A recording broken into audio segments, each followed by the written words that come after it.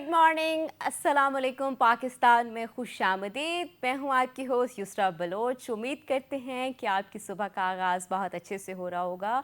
कोशिश किया करें कि अपनी सुबह का आगाज़ पॉजिटिव सोच के साथ किया करें। जब आप पॉजिटिव सोच के साथ अपनी सुबह का आगाज़ करते हैं तो आपकी सुबह बहुत अच्छे से गुजरती है और तमाम काम बहुत अच्छे से डन होते हैं। पॉजिटिव सोच के साथ आगे बढ़ें और दूसरों को भी पॉजिटिव सोच पे लगाएं। किसी पे कभी भी कोई नेगेटिव कमेंट ना किया करें। अगर आपको कोई चीज़ पसंद नहीं आ रही तो वो उनकी चॉइस है, दूसरों की चॉइसेस का एहतराम किया करें। अच्छा जी, आज हम बात करते हैं कि किसी भी अगर माशरे की खूबसूरती देखनी हो तो उनकी ख़वातीन और बच्चों के मुस्कुराते हुए चेहरों से अंदाज़ा लगाया जा सकता है कि कितना खूबसूरत माशरा है, जिसमें बच्चे और ख़वातीन बड़ा खूबसूरत तरीके से, महफूज तरीके से आगे बढ़ रही हैं, मुस्कुरा रही हैं और बच्चे भी बड़ा महफूज महसूस कर रहे हैं। और इसी तरह जब हम बात करते हैं महफूज और मुस्कुराती हुई औरत की, तो डेफ़िनेटली मुस्कुराती हुई औरत वही होती है जो माशी तौर पर इंडिपेंडेंट होती है, जो ख़ुद मुख्तार होती है। अक्सर हम देखते हैं कि बहुत से दावे, बातें और बड़े हमने टीवी पे भी देखते हैं कि लोग बात कर रहे होते हैं वुमेन एम्पावरमेंट के ऊपर और माशी तौर पर ख़वातीन को ख़ुद मुख्तार बनाने के ऊपर, लेकिन बातें बहुत होती हैं, अमली इक़दामात बहुत ज़्यादा कम होते हैं। क्योंकि बात करना मेरे लिए भी आसान है, किसी और के लिए भी बहुत ज़्यादा आसान है, लेकिन बात जब आती है कि अपने घर से स्टार्ट करने की, मुश्किल वहाँ पर आ जाती है। जब कहा जाता है कि जायदाद में से हिस्सा दिया जाए, प्रॉब्लम वहाँ आ जाता है।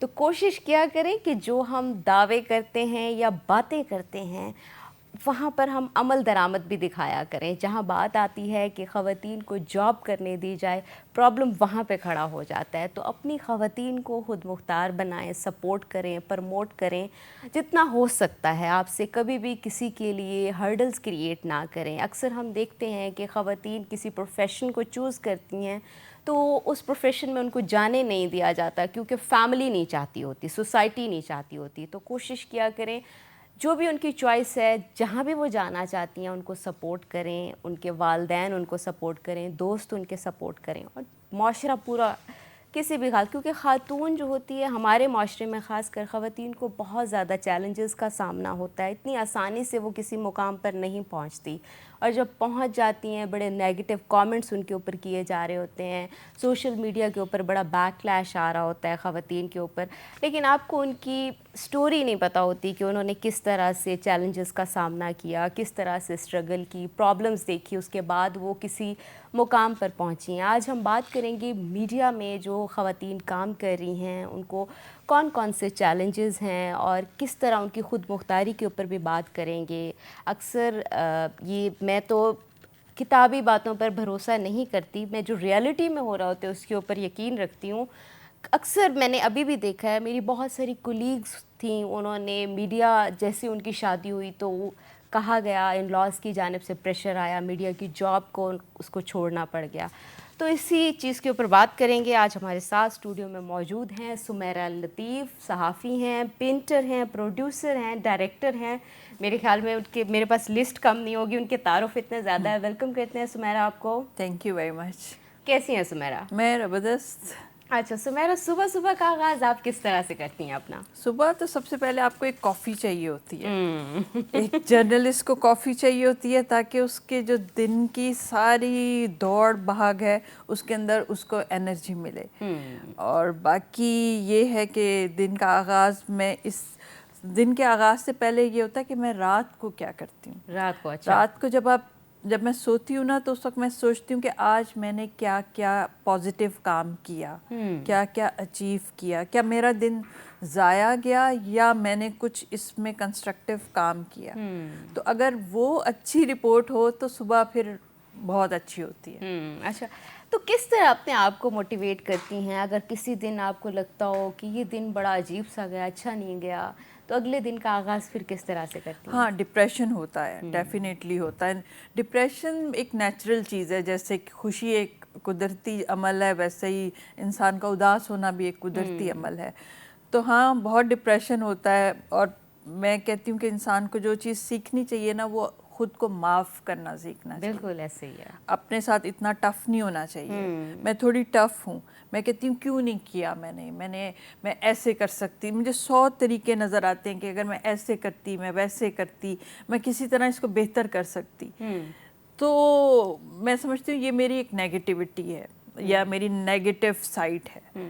اچھا, یہ بھی بڑی اچھی بات ہے سمیرا کہ آپ نے آئیڈینٹیفائی تو کیا. بہت سے لوگ تو آئیڈینٹیفائی نہیں کرتے کہ ہمارے اندر کیا نیگیٹیوٹی ہے. ہم تبھی اس کو فکس کرنے کی طرف جائیں گے نا جب ہم پہلے اپنے اندر ڈھونڈ لیں گے چیز کو. ہمارے یہاں پتہ کیا ہوتا ہے, اگر آپ کا کچھ غلط ہوا ہے تو آپ سب سے پہلے سوچتے ہیں اچھا اس نے کیا ہے. ہم ہمیشہ سوچتے ہیں کہ ہم نے بلیم شفٹ کس پہ کرنا. میں تو صحیح تھی, میں تو ٹائم پہ چلی گئی تھی, میں تو یہ کرنا چاہتی تھی, مجھے اس نے بھلا دیا. ایون اگر آپ نے کچھ پرفارم نہیں کیا, آپ کو یاد نہیں آیا, تو آپ کہیں گے اس نے مجھے ڈسٹریکٹ کر دیا. حالانکہ ایسی بات نہیں ہوتی ہے. ایک تو آپ اپنی غلطی کو ماننا سیکھیں. اچھا سمیرا, ہم یہ نہیں سوچتے جب ہم بلیم کسی اور پہ شفٹ کرتے ہیں, ہم یہ کیوں نہیں سوچتے کہ دوبارہ پھر یہی پرابلم ہمارے پاس آئے گی, پھر ہمیں یہی فیس کرنا پڑے گا. نہیں, جس دن آپ یہ شفٹ کرنا چھوڑ دیں گے نا اور ایکسیپٹ کرنا مان لیں گے, تو آپ کے اندر آدھی سے زیادہ پازیٹیوٹی تو تبھی آ جائے گی. دوسرا پھر یہ ہے کہ جب آپ پہ بھی آ جائے گی تو یہ نہیں ہے کہ آپ اپنے آپ کو کرس کرتے رہیں, کوستے رہیں کہ میں ہوں ہی ایسی, میں نہیں ہوں اس قابل وغیرہ وغیرہ. نہیں, پھر آپ کہیں کہ ٹھیک ہے یہ ہو گیا, کل اس سے بہتر ہوگا. اور میں آپ کو بتاؤں سائیکالوجی میں ہی میں نے, کیونکہ ظاہر ہے یہ پرابلم تھی, اس کے بارے میں پڑھا, تو وہ کہتے ہیں کہ اگر آپ کو اتنی نیگیٹو تھاٹس آ رہی ہیں اور آپ نہیں سوچ سکتے, جرنلسٹ کے لیے ایک پرسکون نیند حاصل کرنا بہت بڑی چیز ہے. تو آپ یہ کریں, آپ اپنی اچیومنٹس کے بارے میں سوچیں. اچھا, ہاں, آپ سوچیں اچھا چلو آج میری رپورٹ, لیکن میری ایک رپورٹ تھی جو ملینز میں گئی تھی. میری ایک رپورٹ تھی جس کے اوپر مجھے فون کالز آئی تھیں, جس کے اوپر انٹرنیشنلی اس کو ریکگنائز کیا گیا تھا. اب جیسے میں کبھی سوچوں گی کہ ہاں میں نے کام کیا تھا, میں آپ کے مارننگ شو میں ایز اے گیسٹ آئی تھی, آپ نے میری اچیومنٹس دیکھ کر مجھے اس قابل سمجھا اور بلایا تھا. تو جب میں اپنے آپ کو یہ باتیں یاد کرواؤں گی تو پھر میرا جو غصہ ہے اپنے اوپر وہ تھوڑا کم ہوگا, اور پھر آہستہ آہستہ پھر انسان آگے کی طرف بڑھتا ہے. آہستہ آہستہ انسان آگے کی طرف بڑھتا رہے گا. آگے بڑھتے رہیں, رکنا نہیں چاہیے, زندگی کو آگے بڑھانا چاہیے. کسی چیز پہ ہمیں اسٹک نہیں ہونا چاہیے کہ او ہو یہ کیا ہو گیا, ٹینشن ہو گئی, سوچنا شروع کر دیں اور اس سوچ سے نکلے ہی نا. اچھا سمیرا, سب سے پہلے ہم یہ پوچھیں کہ صحافت جیسا مشکل شعبہ اتنا آسان نہیں ہوتا. صحافت کا انتخاب آپ نے خود کیا یا فیملی میں کوئی تھا, کس طرح کیا؟ نہیں, یہ صحافت نے میرا انتخاب کیا.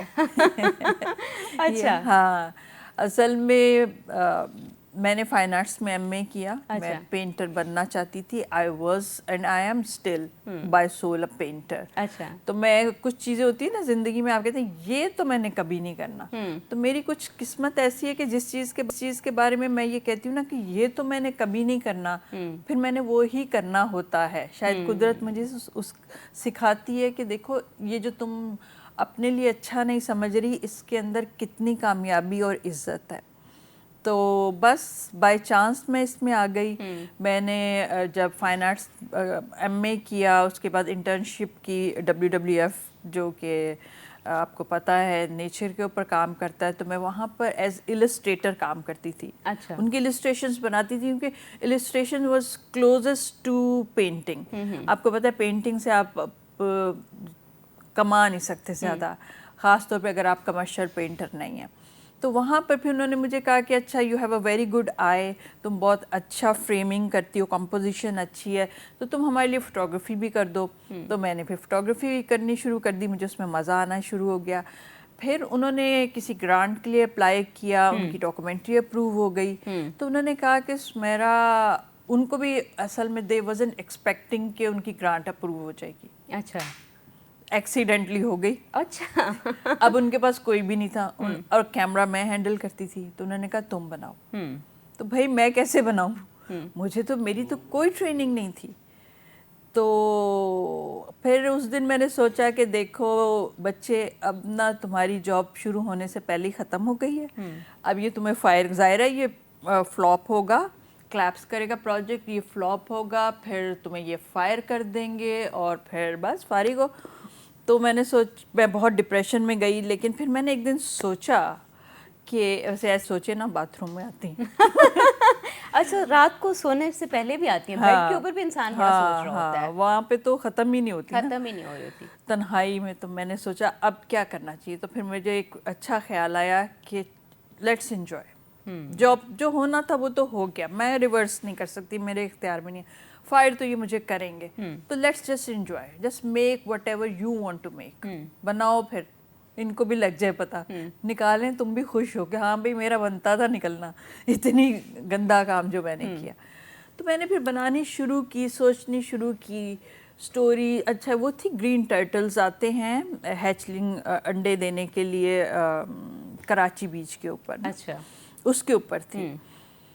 تو وہاں سے میں نے کہا کہ جیسے بچے سٹوری سوچتے ہیں نا، تو میں نے اس میں یہ ہوتا ہے کہ وہ انڈے آتی ہے فیمیل، وہ انڈے دیتی ہے، اس کو ریت میں دبا کے چلی جاتی ہے، پھر وہ کچھ دنوں کے بعد خود ہی وہ نکلتے ہیں باہر اور وہ سمندر کی طرف چلے جاتے ہیں، انڈیپینڈنٹ ہوتے ہیں. تو میں نے وہ دیکھ رہی تھی میں فوٹیج، تو میں نے سوچا کہ دیکھو ہر بچے کو ماں پالتی ہے. یہ ایک بچے ہیں جو قدرت نے کیسے ہے وہ دبا کے توکل کر کے اللہ کے حوالے کر کے چلی جاتی ہے، اور یہ خود ہی نکلتے ہیں اور یہ سمندر میں چلے جاتے ہیں. اتنی نایاب سپیشیز میں سے ہے.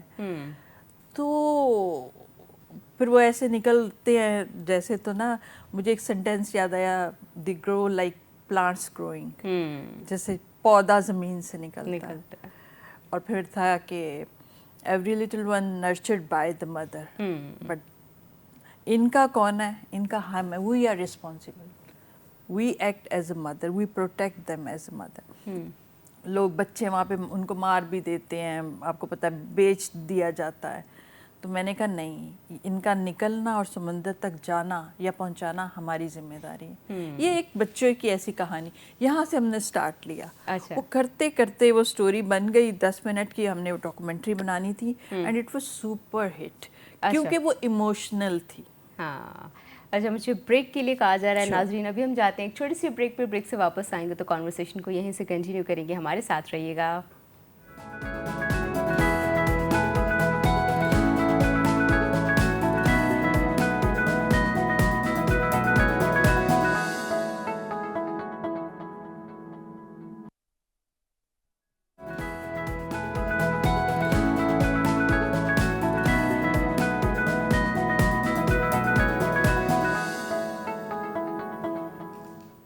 ویلکم بیک ناظرین. ہم سمیرہ لطیف سے کر رہے ہیں اچھی اچھی کانورسیشن، اور وہ بتا رہی ہیں کہ جرنی کا میں نے آغاز کیسے کیا تھا. اچھا سمیرہ، آپ بتا رہی تھی کہ آپ نے وہ گرین ٹرٹل آتے تھے بیچ کے اوپر، بڑی خوبصورت سٹوری سنا رہی ہے، میں تو کھوس ہی گئی ہوں اس میں. ہاں، اس ڈاکومنٹری کا نام ہے اسٹرگل فار لائف. اچھا وہ رکھا تھا میں نے کہا تھا it is actually struggle for my life as well, for my job as well, my career as well. تو وہ جب اتنی لوگوں کو ہم جب اسکریننگ کراتے تھے نا، کچھ لوگ کہتے تھے کہ ان کے وہ کہتے تھے ہمارے حوالے سے ہاتھ کے بال کھڑے ہو گئے، مطلب اتنی انٹینس ایموشنز اس کے اندر تھے. تو مجھے بڑا مزہ آیا. اچھا. تو میں نے کہا کہ، اور پھر ظاہر ہے مجھے ادارے کی طرف سے بہت اپریسیشن ملی. انہوں نے کہا اب تم کرو اور کرو. انہوں نے مجھے موقع دیا، ٹرسٹ کیا. تو وہاں سے میرا یہ جو ہے سفر شروع ہو گیا. پھر میرے ہاتھ سے برش ہٹ گیا اور کیمرہ آ گیا، اور پھر ہم نے وہاں سے شروع کی ڈاکومنٹریز بنانا. اس کے بعد پھر جو میرے ہیڈ تھے وہ شفٹ ہو گئے ایک مطلب اپ کمنگ چینل تھا اس وقت جیو، وہاں پہ وہ ساتھ مجھے لے گئے. تو وہاں پہ پھر میں ایک دن جیو کے ساتھ شو تھا وہ کرتی تھی. اچھا. ہاں، تو اب میں بالکل انوائرمنٹل ایک نان پروفیٹیبل کمپنی سے اٹھ کر ایک دم آپ کمرشل اس کے اندر آ جائیں. تو بڑا کنٹراسٹ ہے. آپ کو پتہ ہے نا، چینل میں تو ریٹنگ کی ریس ہے، یہاں پر تو آپ کو ہے کہ بھئی بس آپ نے بنانا ہے جو بکنا چاہیے ہے، جو چلنا چاہیے. یہاں پہ اتنی سافٹ اسٹرگل فار لائف جیسی چیز تو نہیں چل سکتی. تو وہاں پہ مجھے تھوڑا سا فیل ہوا کہ میں I was feeling misfit. اچھا. کہ میری پرسنالٹی سافٹ ہے، میں سینسیٹیو ہوں، میں ایموشنس کو ویلیو کرتی ہوں.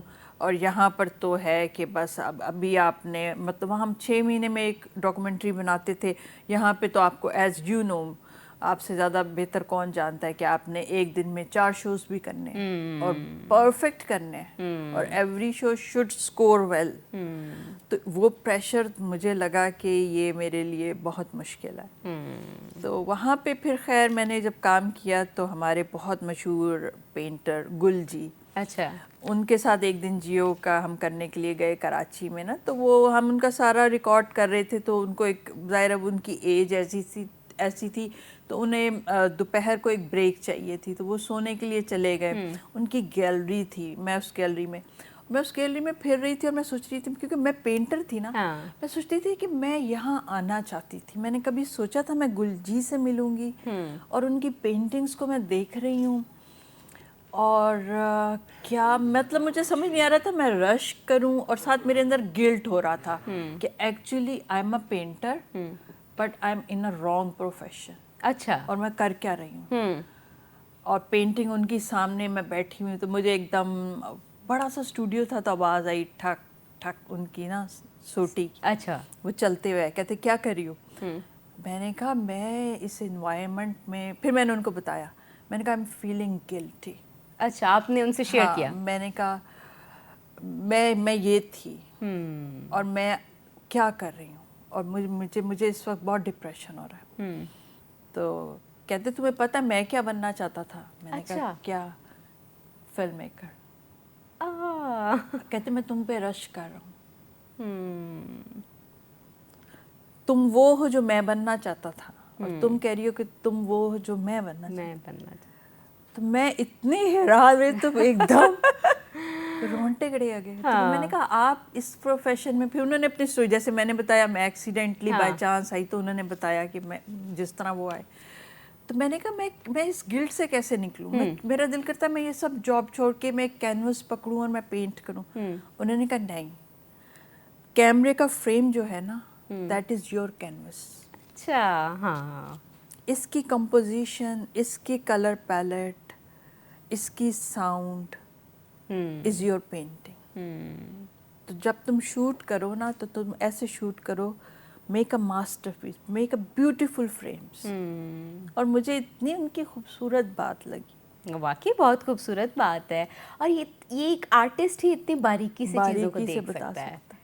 اور انہوں نے مجھے اس میں سے نکالا. اور آج جب بھی میں کیمرہ آن کرتی ہوں، میں خود اپنا کیمرہ آپریٹ کرتی ہوں، مجھے گل جی کی بات یاد آتی ہے کہ آپ نے بیوٹیفل فریم، کوئی دیکھے تو کہے it's a beautiful frame, it's a beautiful composition. اور وہ پوچھے یہ کس نے تصویر کھینچی ہے یا یہ کس نے ریکارڈ کیا.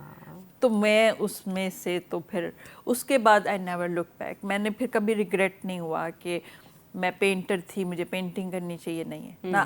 اب میں کہتی ہوں میں پینٹر ہوں، میں پینٹ کرتی ہوں but I paint through the camera. کیا بات ہے.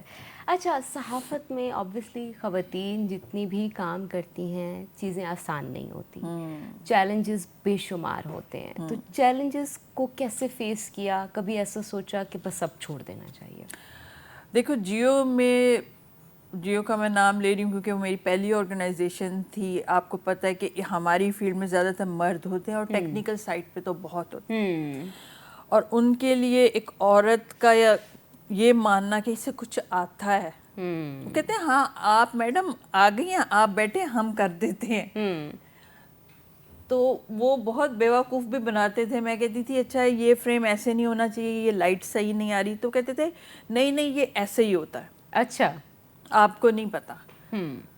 تو مجھے بڑا ہرٹ ہوتا تھا. پھر میں نے پڑھنا شروع کیا انٹرنیٹ پہ، کیمرہ پڑھا، ایڈیٹنگ پڑھی.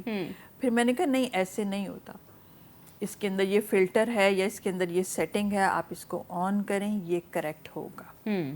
تو وہ چیزیں کریکٹ ہونے لگیں. پھر ان کو یہ بھی فیل ہوتا تھا، مطلب ان کو تھا کہ मतलब अब तुम बताओगी हमें। हाँ, एक ये बड़ा प्रॉब्लम होता है। हालांकि कोई भी अगर आपको अच्छी चीज़ या पॉजिटिव चीज़ या कुछ सिखा रहा है तो सीख लेना चाहिए। एक यहाँ पे होता है कि हम अगर ज़्यादा एक्सपीरियंस रखते हैं, हमारी एज ज़्यादा है, तो वो 100% उनको श्योरिटी होता है, हमें पता भी सबसे ज़्यादा है। हाँ। कोई छोटा उनको कुछ बताने लगता है तो वो उस चीज़ को एक्सेप्ट नहीं करते इतना आसानी से। और कभी पेरेंट्स भी बिल्कुल ऐसे ही होते हैं अभी। हाँ। वो भी यही कहते हैं, हमारा तजर्बा है, निहायत एहतराम है पेरेंट्स के लिए, बहुत ज़्यादा मोहब्बत होती है बच्चों को, लेकिन बहुत सी जगहों में पेरेंट्स भी गलती कर जाते हैं। तो बच्चा बताते वक्त हमारे इतना साल का तजर्बा है। हाँ, अब तुम बताओगे। हाँ।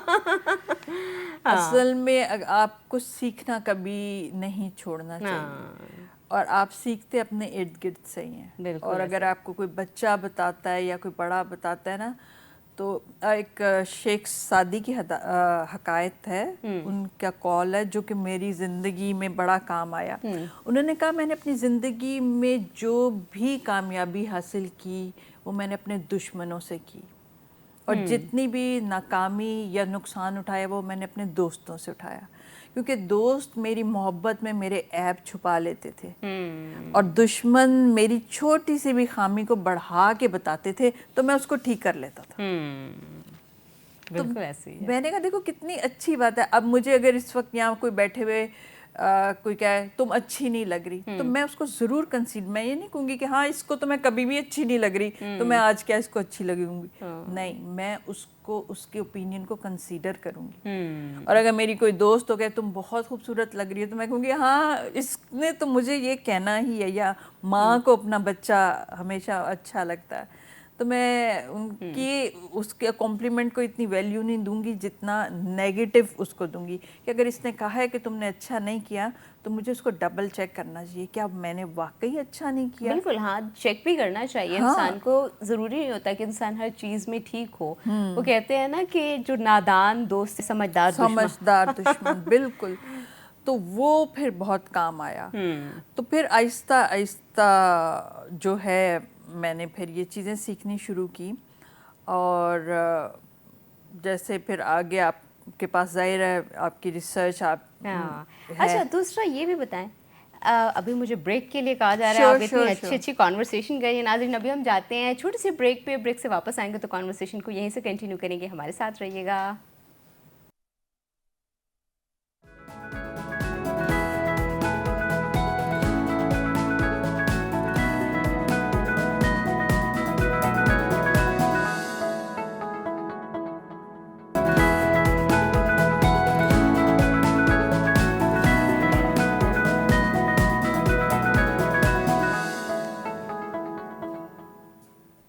वेलकम बैक नाजरीन, हमारे साथ सुमेरा लतीफ़ मौजूद है, उनके साथ हम कर रहे हैं प्यारी प्यारी कॉन्वर्सेशन।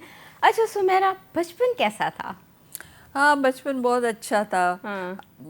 आजकल के बच्चों की निस्बत तो बहुत अच्छा था। हम लोग फुटबॉल खेलते थे, साइकिल चलाते थे, पतंगे उड़ाते थे। अच्छा। हाँ ना, ये स्क्रीन नहीं थी ना। हाँ। हमारे पास आईपैड नहीं अच्छा, था। पतंग भी उड़ा लेती थी आप? हाँ ना। क्या बात है। उड़ा, इस दफ़ा बसंत पे भी मैंने मुझे तो बचपन अपना बहुत याद आया और मैंने पतंग उड़ाई। अच्छा, मुझे पतंग उड़ाना कोई इतना मुश्किल काम लगता था। मुझसे कभी भी पतंग नहीं उड़ी थी। अच्छा।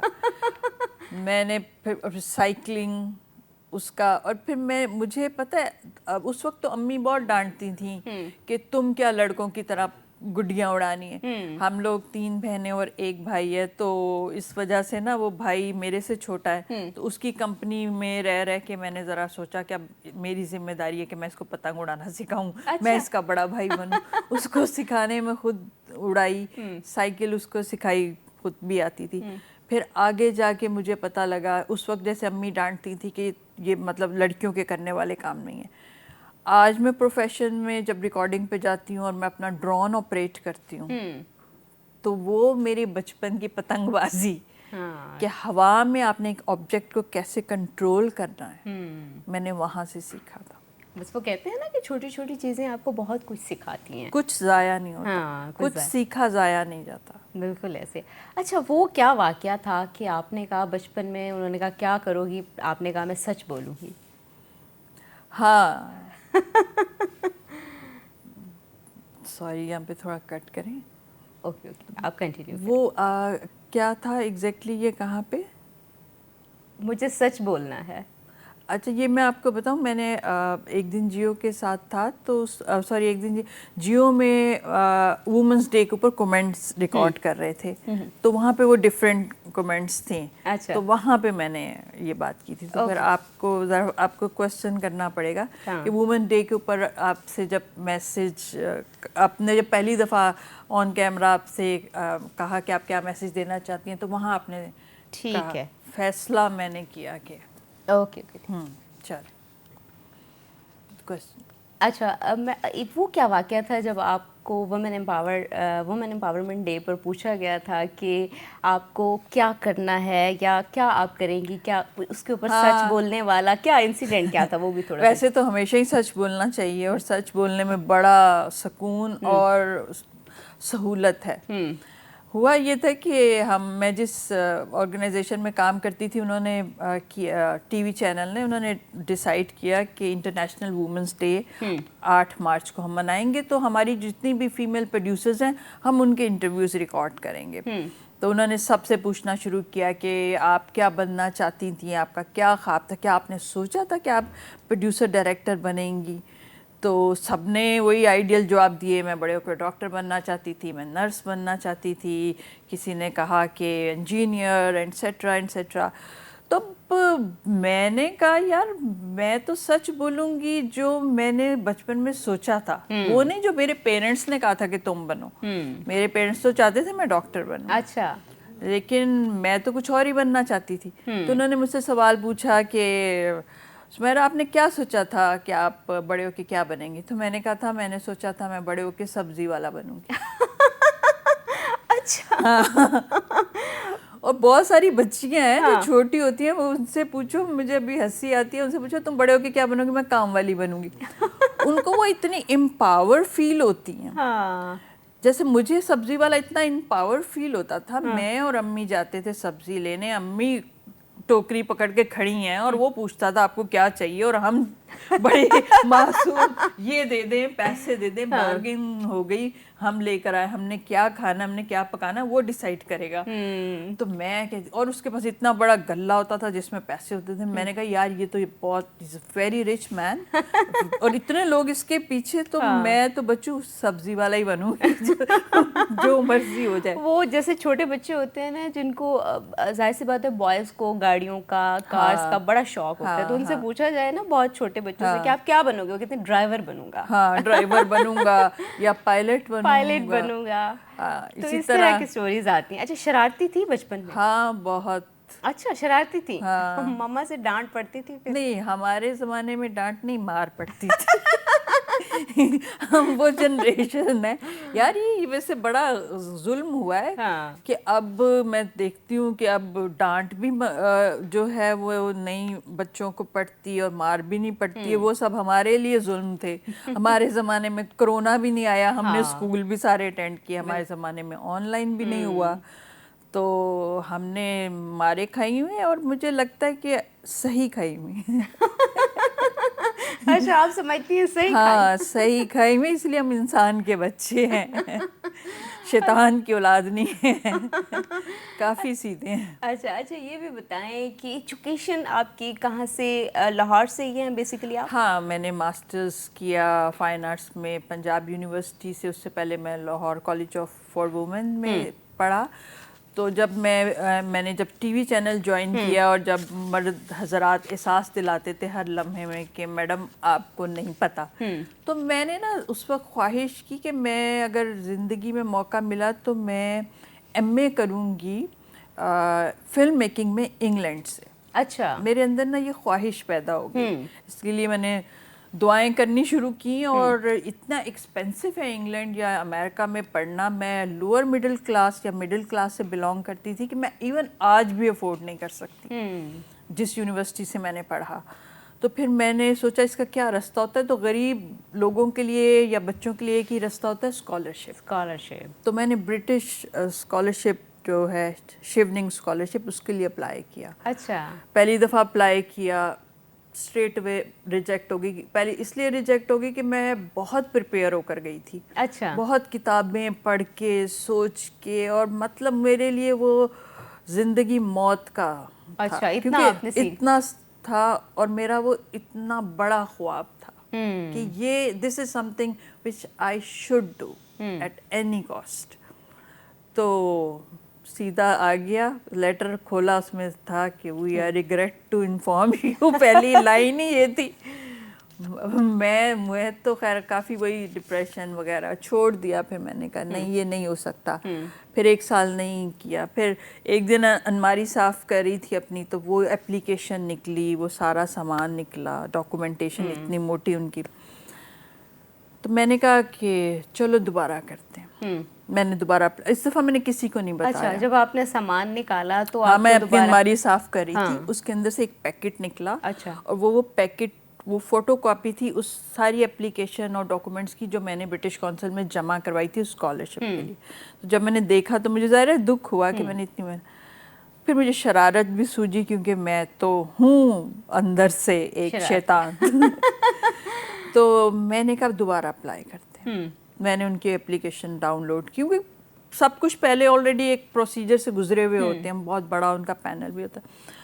तो मैंने वो फिल की और वो मैंने सबमिट करवा दी और मुझे इंटरव्यू कॉल आ गई। मुझे पहली दफ़ा भी इंटरव्यू कॉल आ गई थी। और कहते हैं कि इंटरव्यू कॉल आना मतलब आपने आधा काम तो हो गया। हाँ, आधा काम तो हो हाँ, गया। तो बहुत बड़ा पैनल होता है उसमें, ज़ाहिर है फॉरेनर्स होते हैं, साइकोलॉजिस्ट होते हैं, ऑब्जर्वर्स होते हैं, और वो हर तरफ से क्वेश्चंस पूछ रहे होते हैं, आप काफ़ी कंफ्यूज होते हैं। तो इस दफ़ा मैंने किसी को नहीं बताया और फिर मुझे इंटरव्यू कॉल आ गई, मैं चुप करके चली गई। और मैंने सोचा बच्चों, पिछली दफ़ा इन्होंने मुझे बेइज्जत किया था, इस दफ़ा मैंने इनको करना है। अच्छा। They are not going to take my interview, I am going to take there interview. अच्छा। सच में। हाँ, आंखों में आंखें डाल सही। पहुंच वो गई। पिछला गुस्सा था। गुस्सा था। मैंने कहा मेरी इतनी बेइज्जती की, मेरा ख्वाब तोड़ दिया, मेरा दिल तोड़ दिया। और अब बच्चू तुम देखो, बुला तो तुम लोगों ने दोबारा भी लिया। गई तो वो थे ज़ाहिरा फॉर्मल, वो तो बड़े फॉर्मल थे, स्टिफ थे, मैं तो बहुत रिलैक्स थी। अच्छा। मैंने उनसे बातचीत, फिर कुछ क्वेश्चंस उनके वही थे जो पिछले इंटरव्यू में थे। जैसे एक क्वेश्चन था, मुझे बहुत अच्छा लगता है, मैं अपने स्टूडेंट्स को, मैंने पढ़ाया भी है बीकन हाउस यूनिवर्सिटी में, तो मैं अपने स्टूडेंट्स से भी ये शेयर करती थी। वो कहते थे कि Sumaira, you have a team of 10 people, और उसमें से कुछ लोग हैं जो परफॉर्म नहीं करते, इसलिए परफॉर्म नहीं कर रहे क्योंकि तुम फीमेल हो, या वो फॉर सम अदर रीजंस वो परफॉर्म नहीं करते। तो तुम क्या करोगी अपनी team, as a team leader? अच्छा, पहले जब मैंने इंटरव्यू किया था जिसमें मैं फेल हो गई थी, मैंने कहा था मैं उस मोटिवेट करूंगी, मैं उसकी काउंसलिंग करूंगी, मैं उससे पूछूंगी क्या प्रॉब्लम है और मैं उसको चलाऊंगी। अच्छा। He is a valuable member of my team, मैं उसको ऐसे ज़ाया नहीं होने दूंगी। इस दफ़ा इत्तेफाक से उन्होंने ये सवाल दोबारा कर लिया। मैंने कहा आई विल फायर हिम। अच्छा। कहते एकदम वाई? मैंने कहा मैंने आगे बढ़ना है, मुझे वो लोग चाहिए who are willing to work. वो नहीं चाहिए जो घर से सोच कर आते हैं, जिनकी नज़र में एक अच्छी नौकरी की डेफिनेशन ये है कि यार मैं सुबह जाऊं, अटेंडेंस लगाऊं, कुछ ना करूं, शाम को घर आ जाऊं, तनख्वाह मेरी टाइम पर आ जाए। मैंने कहा मुझे ऐसे लोग नहीं चाहिए। कहते गुड। अच्छा। पकड़ लिया आपने भी।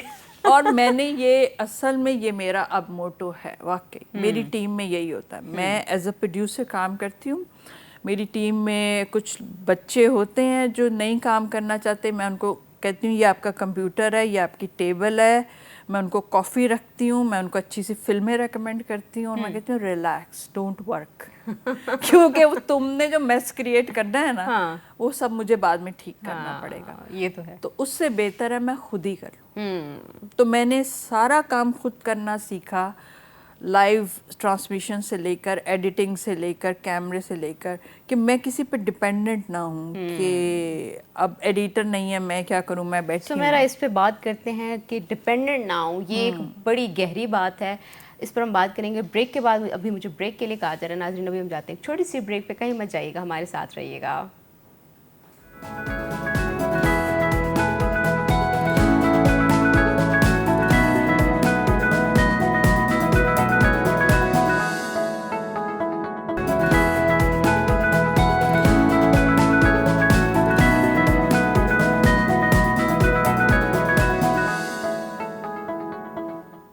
ویلکم بیک ناظرین. ہم بات کر رہے ہیں سمیرہ سے. سمیرہ اچھا یہ بھی بتائیں کہ آپ کہہ رہی تھی ڈپینڈ مجھے نہیں کرنا کسی کے اوپر. بہت سی خواتین ڈپینڈ کرتی ہیں, ان کو لگتا ہے ہم یہ بھی نہیں کر سکتی, ہم وہ بھی نہیں کر سکتی, جو کر سکتے ہیں وہ مرد کر سکتے ہیں. ایسا کون سا کام ہے جو خواتین نہیں کر سکتی؟ خواتین کیوں یہ سوچ بنائی جاتی ہے خواتین کی کہ وہ یہ نہیں کر سکتی, مرد ہی ان کو کر کے دے گا یہ چیز؟ اور میڈیا انڈسٹری میں بھی خواتین اگر آتی ہیں تو بڑے ان کو چیلنجز کا سامنا ہوتا ہے, بہت زیادہ دیکھتی ہیں کہ بہت ٹائم لگتا ہے ان کو اپنا نام بنانے میں, جگہ بنانے میں, تو وہ بیچاری کہیں نہ کہیں بہت سی ڈپریس ہو کے پیچھے بھی چلی جاتی ہیں. ایک تو یہ حقیقت ہے کہ ایسا کوئی کام نہیں ہے جو مرد کر سکتا ہے وہ عورت نہیں کر سکتی, یا جو عورت کر سکتی ہے وہ مرد نہیں کر سکتی, سوائے اس کے کہ جو اللہ تعالیٰ نے ہمیں فزیکلی ڈفرینٹ بنایا ہے.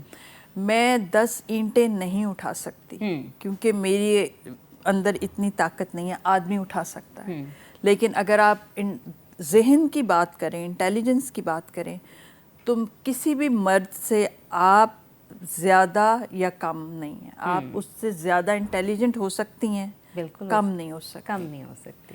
تو یہ بات تو ہے. اور دوسری بات یہ ہے کہ ڈپینڈنٹ ہونا, یہ سب سے کہتے ہیں کہ اگر آپ نے کسی انسان کو برباد کرنا ہے نا تو آپ اس کو اپنے اوپر ڈپینڈنٹ کر دیں, آپ اس کا ہر کام کر کے دینے لگ جائیں. بالکل ایسے ہی ہے.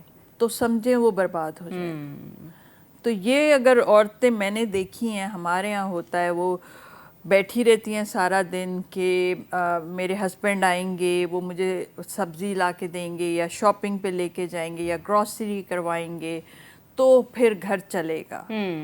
یا وہ اچھا سمیرہ, بہت سی بچیوں کو یا خواتین کو اجازت بھی تو نہیں دیتے نا. کیوں نہیں دیتے؟ یہی تو پرابلم ہے ہماری سوسائٹی کا. مجھے آپ بتائیں, اگر ہم کچھ لوگ کہتے ہیں 51%, کچھ کہتے ہیں 50, کچھ رپورٹس کہتی ہیں پاپولیشن میں جو ریشو ہے عورتوں کی 49-48% بھی کہتے ہیں. چلے ہم مان لیتے ہیں 50%. اگر آپ نے 50% اپنی پاپولیشن کو ڈپینڈنٹ کر کے گھروں میں بٹھا دیا ہے, اور یہ ظلم ہے مرد پہ. بالکل ایسے ہی ہے کہ وہ سب کے لیے روزگار بھی کمائے, پھر وہ شام کو آئے, پھر وہ ان گھر کے باہر کے کام بھی کرے. یہ غلط بات ہے.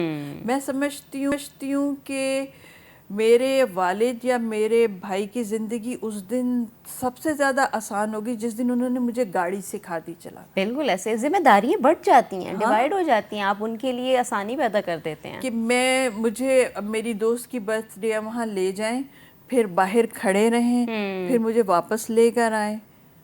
اور اب آپ اس قابل ہیں کہ اگر انہیں کہیں جانا ہے تو آپ لے جا سکتی ہیں. ان کیس آف ایمرجنسی آپ بھی یہ کام کر سکتی ہیں.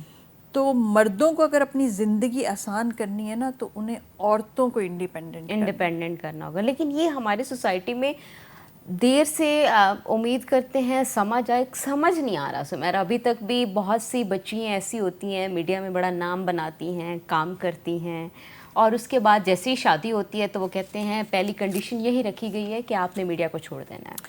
دیکھو عورتوں کو پہلے تو یہ کنڈیشننگ کیا کرتے ہیں, عورت سے کیا ایکسپیکٹ کرتے ہیں؟ عورت سے یہ ایکسپیکٹ کرتے ہیں کہ اسے خوبصورت ہونا چاہیے, اور پڑھی لکھی ہونا چاہیے, اور سگڑ ہونا چاہیے. بس مرد سے کیا کہتے ہیں, ہاں وہ رف ٹف ہے, جیسے بھی ہے وہ صحیح ہے. عورت ہے وہ گوری چٹی ہونی چاہیے. جب ہمارے یہ سٹینڈرڈز ہم چینج کریں گے نا کہ عورت کو کمپیٹنٹ ہونا چاہیے, سمجھدار ہونا چاہیے, بالکل ایسے ہی ہے, تو پھر شاید یہ ہو. اور یہ کہاں سے شروع ہوتا ہے؟ یہ اگر آپ اس کی روٹس کاز پہ جائیں گے نا تو یہ والدہ سے شروع ہوتا ہے. والد اتنا شاید نہیں کہتے, لیکن امی, جیسے میری امی بھی کہتی تھی تم یہ کام مت کرو, یہ لڑکوں والے کام ہیں, تم سائیکل مت چلایا کرو. حالانکہ وہی نا کہ لڑکوں والے کام اور لڑکیوں والے کام کیا ہوتے ہیں. مجھے کیا ہوا, مجھے تھا کہ ہاں جی یہ سائیکل چلاتی ہے, مطلب سمجھو کہ آوارہ پھرنا نا باہر یوں. تو میں جس اسکول میں پڑھتی تھی وہ کو ایجوکیشن ہے، تو پھر لڑکوں کے ساتھ بات کرتی. اس کا فائدہ یہ ہوا کہ کچھ سال بعد جب برسٹل یونیورسٹی میں ایم اے کر رہی تھی تو میری جو لائبریری تھی وہ بہت دور تھی، تو میں نے وہاں پہ ایک سائیکل خریدی اور میں پھر سائیکل پہ جایا کرتی تھی. اور میری جو فلیٹ میٹ تھی وہ مجھے اپنا سامان بھی بتا دیتے تھے، سودا کے آتے ہوئے لے آنا. تو اس دن مجھے یاد آیا کہ اگر یہ نہ ہوتا تو آج تو میں پیدل جا رہی ہوتی، ٹیکسی آپ انگلینڈ میں افورڈ نہیں کر سکتے، اور بسوں کا انتظار کر رہی ہوتی. بسوں کا انتظار. اور دیکھیں سمیرا، ابھی بھی دیکھیں کے پی کے منسٹر، چیف منسٹر نے کہا کہ اپنے ہسبینڈ سے کہیں جو ڈاکٹر خواتین ہیں کہ ہمیں جاب کرنے دی جائے. پہلی بات تو یہ بات یہاں تک آئی ہی کیوں کہ ان کو منوانا چاہیے. یہ مینٹلی تو پریپیئر ہونا چاہیے مردوں کو کہ اگر انہوں نے میڈیکل پڑھا ہے تو وہ میڈیکل میں کام بھی کریں گی. اب وہاں فیمیل ڈاکٹرز کی کمی ہو گئی ہے کہ گائنوکالوجسٹ نہیں ہیں، تو یہ چیف منسٹر کو کہنا پڑا. تو کس قدر ابھی ہم پیچھے ہیں. آپ یہ سوچو کہ ایک ڈاکٹر بننے میں حکومت کے کتنے پیسے لگتے ہیں، والدین کے کتنے پیسے لگتے ہیں. میری والدہ کی خواہش تھی کہ میں ڈاکٹر بنوں، اور جب میں نے وہ دیکھا ڈاکٹروں کی پڑھائی امپاسبل ہے. مطلب میں کبھی ڈاکٹر نہیں بن سکتی، کیونکہ ان کے لیے مجھے لگتا ہے ایکسٹرا آرڈینری آپ کو جینیس ہونا چاہیے، یا برین آپ کا اتنا اسٹرانگ ہونا چاہیے. تو کتنی محنت کا کام. بالکل اکیڈیمکلی بڑی ڈیمانڈنگ پروفیشن ہے یہ. اور وہ آپ ضائع کر دیں، یہ کیسے پاسبل ہے؟ یہ کرمنل ہے. بالکل. کے پی کے منسٹر کو یا ان کے وزیر اعلیٰ کو یہ کہنا چاہیے کہ جو شوہر اپنی ڈاکٹر بیوی کو کام نہ کرنے دے تو وہ قابل سزا ہو. بالکل ایسے ہی ہے. اس کے اوپر یہ قانون سازی کریں، ایسی قانون سازی ہونی چاہیے. اور بہت سی خواتین سمیرا کرنا چاہتی ہیں، صرف وہ پریشر کی وجہ سے دبی ہوئی ہوتی ہیں. وہ کہتی ہیں کہ نہیں ہم نے نہیں کرنا، کیونکہ وہ ایک پیرنٹس کا بھی پریشر آتا ہے کہ آپ اپنا گھر بناؤ. ہاں تو گھر بنتا ہے نا، گھر اور وہ پروفیشنل لائف ساتھ ساتھ بھی. میری خود کی والدہ ٹیچر تھی، بہت اچھے سے وہ مینیج کر لیتی تھی. جو ایک ایسا یہ کانسیپٹ بنا ہوا ہے کہ ورکنگ لیڈی جو ہے وہ گھر کو مینیج میں بتاؤں وہ سپر موم ہوتی ہے. ہاں وہ زیادہ آفیشینٹ ہوتی ہے. اس کو پتہ ہوتا ہے کہ میں نے ہی سب کچھ کرنا ہے، اور وہ جس رفتار سے اور جس سمجھداری سے ٹائم مینیج کرتی ہیں وہ عام عورتیں نہیں کرتی ہیں. تو اس لیے میرا خیال ہے کہ ہمارے ہاں یہ قانون ہونا چاہیے کہ اگر اسپیشلی ڈاکٹرس کے لیے ان کو کام سے روکا جائے تو یہ قابل سزا ہونی چاہیے. قابل سزا ہونی چاہیے. اور ایسی عورتوں کو کمپلین کرنی چاہیے. اور مردوں کو بھی سمجھنا چاہیے کہ دیکھو روٹی. اب میں ایک دفعہ ایسے ہوا کہ میری جاب میں گیپ آیا، تو میرے کچھ اچھے کولیگز ہیں، میں ان سے ملی اور میں نے بڑی شو ماری اپنی. میں نے کہا کہتے کیا کری ہو آج کل؟ میں نے کہا دیکھو میں اپنے کمرے کا فرش اتنا زبردست صاف کرتی ہوں نا، پرفیکٹ، تو میں انجوائے کرتی ہوں. تو اس نے مجھے کہا کہ سمیرا تم وہ کرو جس کی تمہارے اندر قابلیت ہے. یہ کام تم اس کو دو جس کو 1000 2000 5000 کی ضرورت ہے. تم اس کا رسک کیوں مار رہی ہو؟ یہ تمہارا فخر نہیں ہے. بالکل ایسے ہی ہے. تو مجھے لگا کہ ہاں اگر میں اپنے گھر میں میٹ رکھتی ہوں تو میں ایک عورت کو امپاورمنٹ کے لیے اس ہیلپ کر رہی ہوں. بالکل ایسے ہی، بجائے کہ میں کہوں میں زیادہ اچھا صاف. میرا اس کے ساتھ کمپٹیشن نہیں ہے، میرا کمپٹیشن اپنی فیلڈ میں ہے. بالکل ایسے ہی ہے. اچھا سمیرا، تھوڑا سا یہ بھی جاننے کی کوشش کرتے ہیں، آپ سولو ٹرپس بھی بہت سے کرتی رہی ہیں، 12 کنٹری گھومے ہیں آپ نے، تو کون سا کنٹری سب سے زیادہ اچھا لگا؟ ابھی تو ٹرکی بہت خوبصورت ہے. اچھا ٹرکی اچھا لگا. اور اٹلی بہت خوبصورت ہے، سستا بھی ہے. جرمنی کیونکہ آپ کو پتہ ہے میں DW کے ساتھ کام کرتی ہوں، تو انہوں نے ہی بلایا تھا. تو وہاں رہنے کے بعد جب میں اٹلی گئی تو مجھے لگا کہ کافی بہتر ہے اور بہت خوبصورت ہے. اور ایک چیز جو جس نے بہت حیران کیا تھا، جب میں پہلی دفعہ امریکہ گئی تھی تو میں نے کہا اگر مجھ سے کوئی پوچھے کہ امریکہ کون چلا رہا ہے تو میں ان کو بتاؤں گی کہ امریکہ عورت چلا رہی، عورتیں. بس ڈرائیور آپ کے جہاز اڑا رہی ہیں، آپ کی ٹرینز چلا رہی ہیں، آپ کے ٹرکس چلا رہی ہیں ہائی ویز پہ. میں ان کو دیکھ کے حیران ہوتی تھی. اور کیا عمر ہوتی تھی ان کی 60 سال 65 ایئرس اولڈ. اور میں کہتی تھی اگر یہ پاکستان میں ہوتی تو ان کو کہتے کہ آپ بیٹھیں عبادت کریں, اب آپ آرام کریں, آپ کے گھٹنے اس قابل نہیں. میں نے کہا ہم کتنا ضائع کرتے ہیں ٹیلنٹ. بالکل ایسے ہی ہے, بہت سے ٹیلنٹڈ لوگ ہیں, صرف اس وجہ سے ہم یا ہمیں پسند نہیں آتا یا ہماری مرضی کے مطابق نہیں ہے یا سوسائٹی کے مطابق نہیں ہے. بہت سے لوگ اگر پیرنٹس چاہتے بھی ہیں بچی کرے تو وہ سوسائٹی کی وجہ سے روک لیتے ہیں, لوگ یہ کہیں گے. دیکھو سوسائٹی کیا ہے, سوسائٹی ہم ہیں, سوسائٹی میں ہوں, سوسائٹی تم ہو. اب مریم نواز نے کتنا چینج کیا ہے سوسائٹی کو. وہ آ کے کہتی نہیں ہے کہ مجھے بتاؤ کون سا کام ہے جو عورت نہیں کر سکتی, اور وہ کتنی سکسیسفل ہے. شی از اے پرائڈ. سیریسلی میں نے کوئی ان کو ووٹ نہیں کیا یا میں کسی پارٹی کو سپورٹ کوئی نہیں بھی کرتی. خاتون اگر آگے بڑھ رہی ہے, اگر دوسری خاتون اس کو سپورٹ نہیں کرے گی, میرے خیال میں یہ لمحہ فکریہ ہے خواتین کے لیے. ہاں اگر آپ کو لگتا ہے کہ ہم کسی کام پہ تنقید کر سکتے ہیں تو وہ بالکل کریں. بے نظیر بھی بڑی اتنی انہوں نے بھی کام کیا. بے نظیر ہمارا فخر. بالکل. آسمہ جہانگیر ہمارا فخر. بالکل ایسے ہے. فاطمہ جناح ہماری مادر ملت ایک خاتون تھی. ملالہ یوسف ہمارا فخر ہے. بالکل ایسے ہی ہے.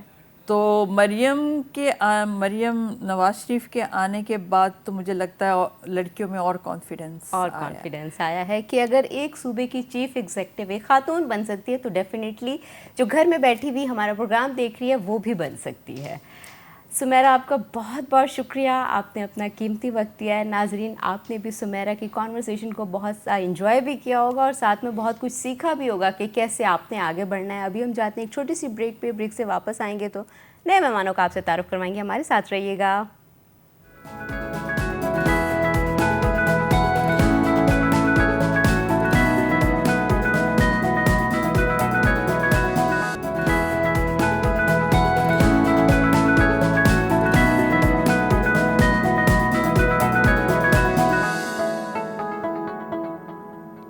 ویلکم بیک ناظرین. اس سے پہلے ہم صحافتی کریئر کے اوپر بات کر رہے تھے, ابھی ہم تھوڑی سی بات کریں گے ڈیجیٹل دور کی.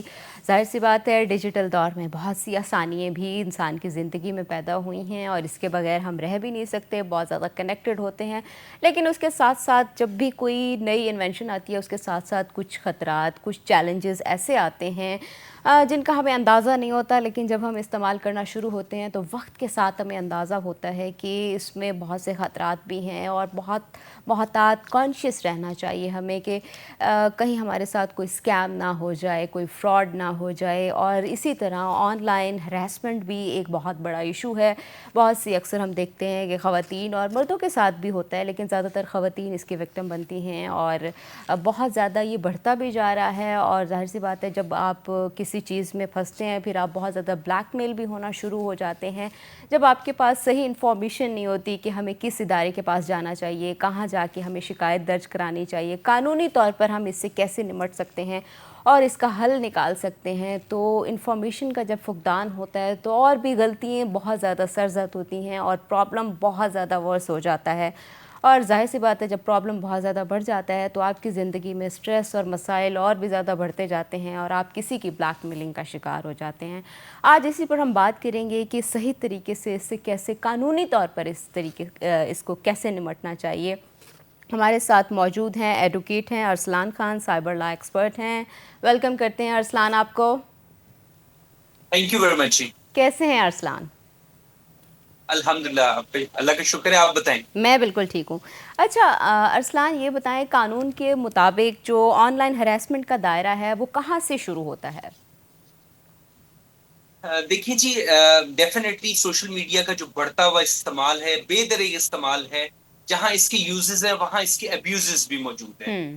ہم نے دیکھا موسٹلی جو میٹرز وغیرہ رپورٹ ہوئے اور ہماری لا انفورسمنٹ ایجنسیز نے اس کے اوپر تابڑتوڑ ڈیفینیٹلی کارروائیاں بھی کی, میڈیا نے اویئرنیس سیشن بھی کنڈکٹ کروائے کہ کوئی بھی بچی, اوکے فائن, بچیاں یا مطلب فیمیلز جو ہیں ڈیفینیٹلی اس کا شکار زیادہ ہیں, بچے اگر اس کا شکار ہیں, ایون میلز اس کا شکار ہیں, اگر وہ کسی بھی طور اپنے کوئی آبجیکشنیبل ڈیٹے کی بنیاد پہ یا کسی بھی مطلب اپنے ویک پوائنٹ کی بنیاد پہ اگر وہ بلیک میل کا شکار ہو رہے ہیں تو اسٹیٹ نے اس کے لیے ایک ادارہ بنایا ہے, national cyber crime investigation agency, جو پراپر اس کے اوپر جو ہے وہ کاروائی کرتی ہے. اس میں ایک امپورٹنٹ چیز ہے جو مطلب عام وکٹمس کے لیے جاننا بہت ضروری ہے، وہ ہے سیکیورمنٹ آف ڈیجیٹل ایویڈنسز. ٹھیک ہے، اچھا. کوئی بھی فرد واحد چاہے وہ میل ہے چاہے وہ فیمیل ہے، اگر کسی طور بلیک میلنگ کا شکار ہو رہا ہے، ہراسمنٹ کا شکار ہو رہا ہے، اس سے بلیک میل کر کے اس سے پیسے مانگے جا رہے ہیں، اس کو ٹریپ کر لیا گیا یا کچھ بھی لائک دس، تو اس میں جو بچیاں ہیں خاص طور پہ وہ ایویڈنسز کو ڈیلیٹ کر دیتی ہیں، ان کی کال کو ریکارڈ نہیں کرتی، میسیجز کو ڈیلیٹ کر دیتی ہیں اپنی ماں باپ کے ڈر سے یا مطلب فیملی یا سوشل پریشر کے ڈر سے کہ میرا کوئی ڈیٹا ہے وہ آ گیا ہے یا اس نے بھیجا ہے تو وہ اس کی چیٹ کو ڈیلیٹ کر دیتی ہیں. تو میں سب سے پہلے گزارش یہ کروں گا کہ آپ نے کسی طور ایویڈنسز کو ڈیلیٹ نہیں کرنا، ان کو سیکیور رکھنا ہے. اگر کوئی واٹس ایپ پہ رانگ ڈور آپ کو بلیک میل کر رہا ہے، دوسرے موبائل سے اس کو ریکارڈ کر لینا ہے. اگر وہ ون ٹائم ویو کر کے بھیج رہا ہے تب بھی آپ نے اس کو ریکارڈ کرنا ہے. Securement of digital evidence is the main and the most important thing. جو آپ کسی کے اوپر اگر الزام لگاتے ہیں، کیونکہ لیٹسٹ ٹیکنالوجی اور کرمنلز ویل فیملیئر ہوتے ہیں کہ کیسے بلیک میل کرنا ہے اور کیسے اپنے خلاف موجود ایویڈنسز کو انہوں نے جو ہے وہ ڈیلیٹ کرنا ہے، تو سو دیٹ ان کی وہ قانون کی گرفت میں نہ آ سکے. تو میرا سب سے پہلا میسج یہ ہوگا کہ بچیوں نے، بچوں نے، ان کے پیرنٹس نے یا جو بھی اس کو ٹیکل کر رہا ہے، آپ نے ایویڈنسز کو سیکیور رکھنا ہے. ٹھیک. ایک چیز. نمبر سیکنڈ تھنگ، جو وکٹم ہے اس کی آئیڈینٹی کو کبھی بھی ڈسکلوز نہیں کیا جاتا لا انفورسمنٹ ایجنسیز کی طرف سے. اچھا. سب سے پہلے ایک چیز آتی ہے کہ بچے بچیاں یا ان کے گھر والے یہ سمجھتے ہیں کہ ہماری آئیڈینٹی ڈسکلوز ہو جائے گی، ہم بدنام ہو جائیں گے، کچھ بھی ایکس وائی زی. جو مین امپورٹنٹ تھنگ ہے پیکا، اس کے لیے جو قانون جو ہے وہ عمل پیرا وہ ہے prevention of electronic crimes act 2016 which is amended in 2025 جو ابھی نافذ العمل ہے. سب سے زیادہ جو ہے اس میں وکٹم کی پروٹیکشن، اس کی آئیڈینٹی کی پروٹیکشن کو جو ہے وہ اس کے اوپر زور دیا گیا ہے. ٹھیک ہے، اس کا نام ڈسکلوز نہیں کیا جاتا، اور ایون اس کا کوئی ایون میڈیا بھی، ایون کہیں بھی اس کا نام اگر کوئی ڈسکلوز ہوتا ہے تو that's a cognizable and not bailable offense as well. جی. اچھا. دوسرا ارسلان یہ بھی بتائیں کہ آپ نے کہا ہے کہ ایویڈنسز کو سیکیور کریں جو بھی آپ کے پاس ہیں، کیا جو سوشل میڈیا کے اوپر ڈفرینٹ ایپس ہیں ان کے جو ایویڈنسز ہیں وہ عدالت میں مانے جاتے ہیں؟ کیونکہ بہت دفعہ یہ بات بھی آتی ہے کہ عدالت ریکارڈنگ کو نہیں مانتی، کال ریکارڈ کو نہیں مانتی اور اس طرح کی چیزوں کو نہیں دیکھتی.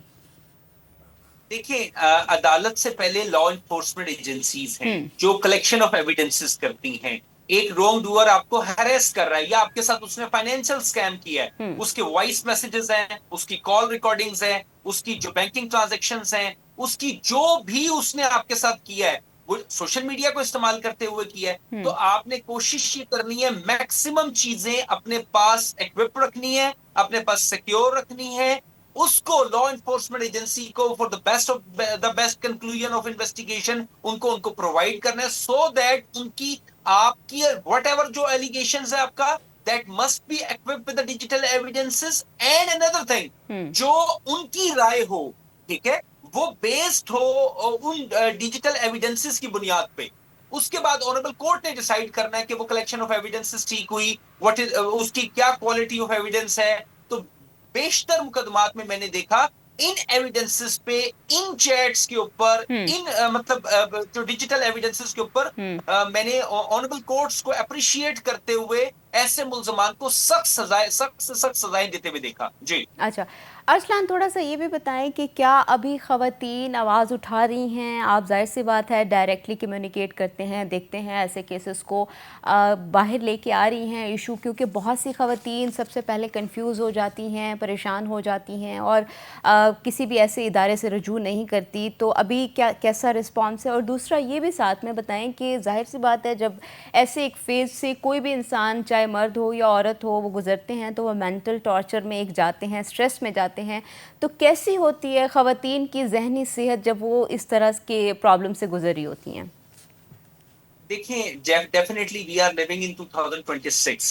I'll appreciate the efforts of all law enforcement agencies, including Punjab Police, including FIA, including cybercrime, including violence against women, اور وہ تمام ادارے جو ہراسمنٹ کے اگینسٹ کام کر رہے ہیں. ٹھیک ہے، I'll appreciate the efforts of media, जिन्होंने उस विक्टिम को, उस बच्ची को, और इवन सोशल मीडिया ने जिस तरीके से इसके ऊपर एक्शन लिया जाता है, जिस तरीके से उस विक्टिम को प्रोटेक्ट किया जाता है। मैं और अभी हमने जो अभी माजी करीब में हमने देखा कि जिस तरीके से हमारी ऑनरेबल जुडिशरी ने खासकर जो हरासमेंट में मुलविस मुलजमान थे, खासकर जो जो जिनसी दरिंदगी में मुलविस मुलजमान थे, जिस तरीके से उनको सजाएं दी गई, तो मैं ये समझता हूँ इस वजह से इस्लामी जमहूरिया पाकिस्तान में अवाम का, बच्चियों का, उनके पेरेंट्स का खास तौर पे एतमाद जो है वो बहुत ज्यादा, उनका मोरल जो है वो बुलंद हुआ है।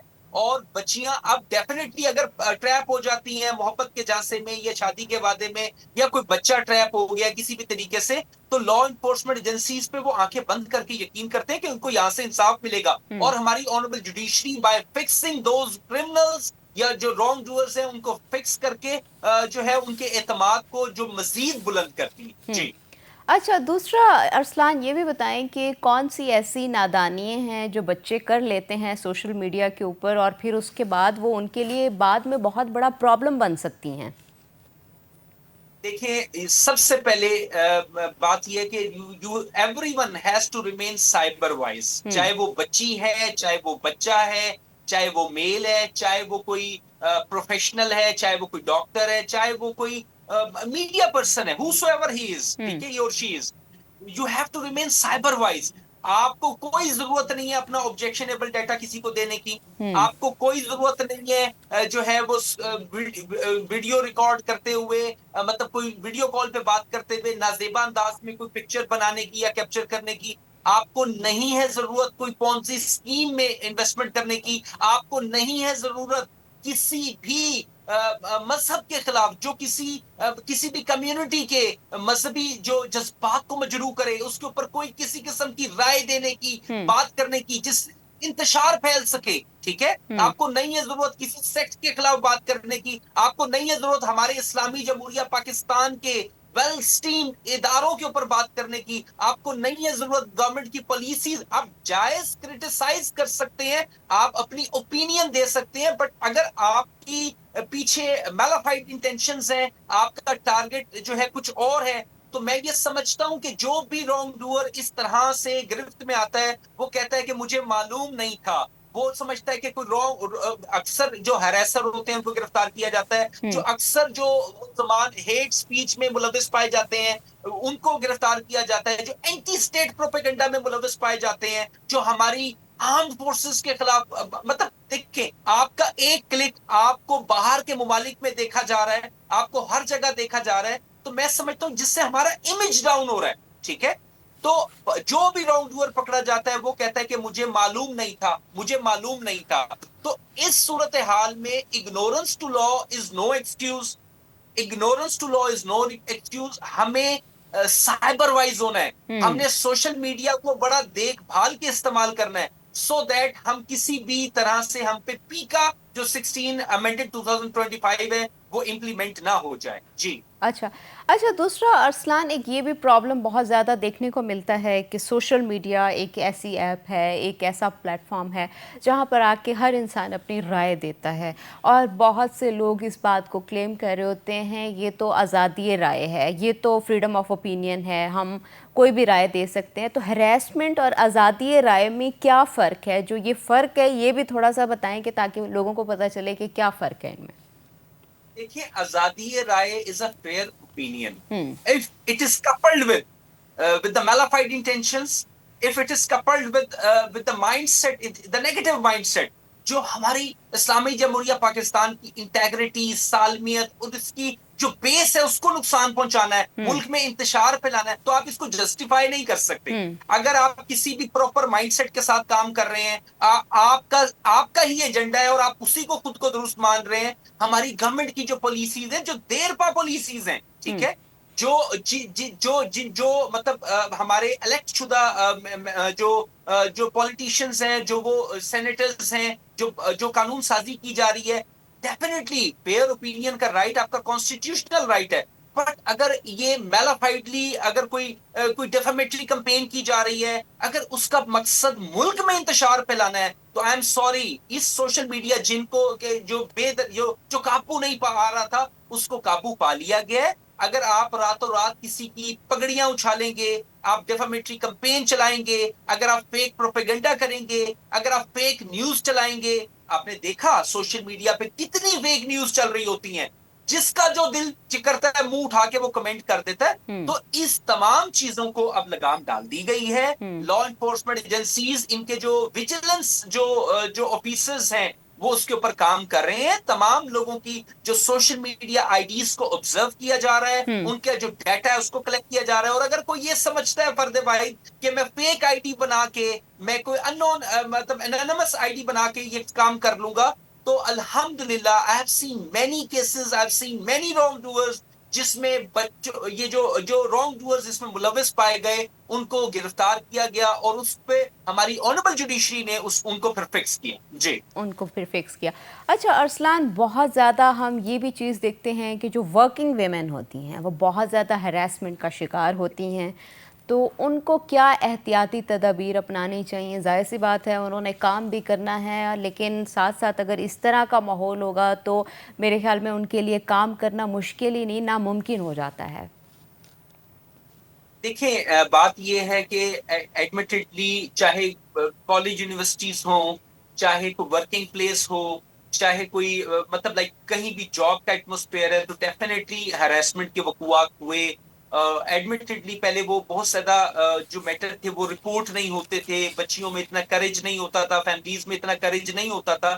لیکن اب چونکہ میٹر رپورٹ ہونا شروع ہو گئے، میں سب سے پہلے کہوں گا کہ بچیوں کو بریو ہونا چاہیے، ان کے گھر والوں کو بریو ہونا چاہیے. گھر والوں کو نہ صرف بریو ہونا ہے بلکہ ان کو سپورٹ کرنا ہے، اپنے بچیوں بالکل کو، اپنی بیٹیوں کو، ان کو سمجھانا ہے، ان کو گائیڈ کرنا ہے کہ اگر آپ کسی طرح سے کسی رانگ ڈوئر کی باتوں میں آ گئی ہیں، پہلے سے باتوں میں تھی، آپ نے اپنا کوئی ڈیٹا بھیج دیا ہے یا آپ بات کرتی رہی ہیں، کوئی مسئلہ نہیں ہے. اگر آپ کی آپ کی مرضی کے خلاف آپ کو مجبور کیا جا رہا ہے ملنے پہ، کوئی بات کرنے پہ یا کچھ بھی، تو law enforcement agencies are there, آپ میٹر کو رپورٹ کریں. میں نے دیکھا ہاں کہ مطلب جو رانگ ڈوئرز تھے ان کو فکس ہوتے ہوئے. تو بچیوں کو چاہیے مین اینڈ دا موسٹ امپورٹنٹ کہ سب سے پہلے تو ڈیفینیٹلی اگر کوئی اس طرح کی اٹیمپٹ ہوتی ہے تو اس کو شٹ اپ کال دیں. لیکن اگر کسی طور وہ ناگزیر ہو گئی ہے، وہ وہاں جاب کرتی ہیں، ان کے لیے مسئلہ ہے، تو کلیکشن آف ایویڈنس کریں اور اس کو لا انفورسمنٹ ایجنسیز کو میٹر رپورٹ کرتے ہوئے ود ایویڈنس جو ہے وہ اپنی کمپلینٹ کو سبمٹ کرائیں، تو وہ رانگ ڈوئر بچ نہیں پائے گا. بچ جی، نہیں پائے گا. ارسلان، آپ کا بہت بہت شکریہ، آپ نے اپنا قیمتی وقت دیا ہے. ناظرین، آپ نے بھی سنی ہے کانورسیشن کی کس طرح سے. بس کوشش کیا کریں کہ اگر آپ کی بچی ہراسمنٹ کا شکار ہے یا کوئی بچہ بھی اگر ہراسمنٹ کا شکار ہے تو اپنی بچوں کو سپورٹ کیا کریں، بجائے اس کے کہ ججمنٹل بیہیویئر ہماری سوسائٹی یا فیملی کی طرف سے اگر دیا جائے تو وہ بچہ سب سے زیادہ بلیک میل ہوتا ہے. کوشش کریں جو ادارے اس پر کام کر رہے ہیں وہاں پر شکایت درج کرائیں، اور ایسے لوگ جو آپ کو ہراس کر رہے ہیں تاکہ وہ قانون کی وہ گرفت میں آئیں. ابھی ہم جاتے ہیں ایک چھوٹی سی بریک پہ، بریک سے واپس آئیں گے تو نئے مہمان کا آپ سے تعارف کروائیں گے. ہمارے ساتھ رہیے گا.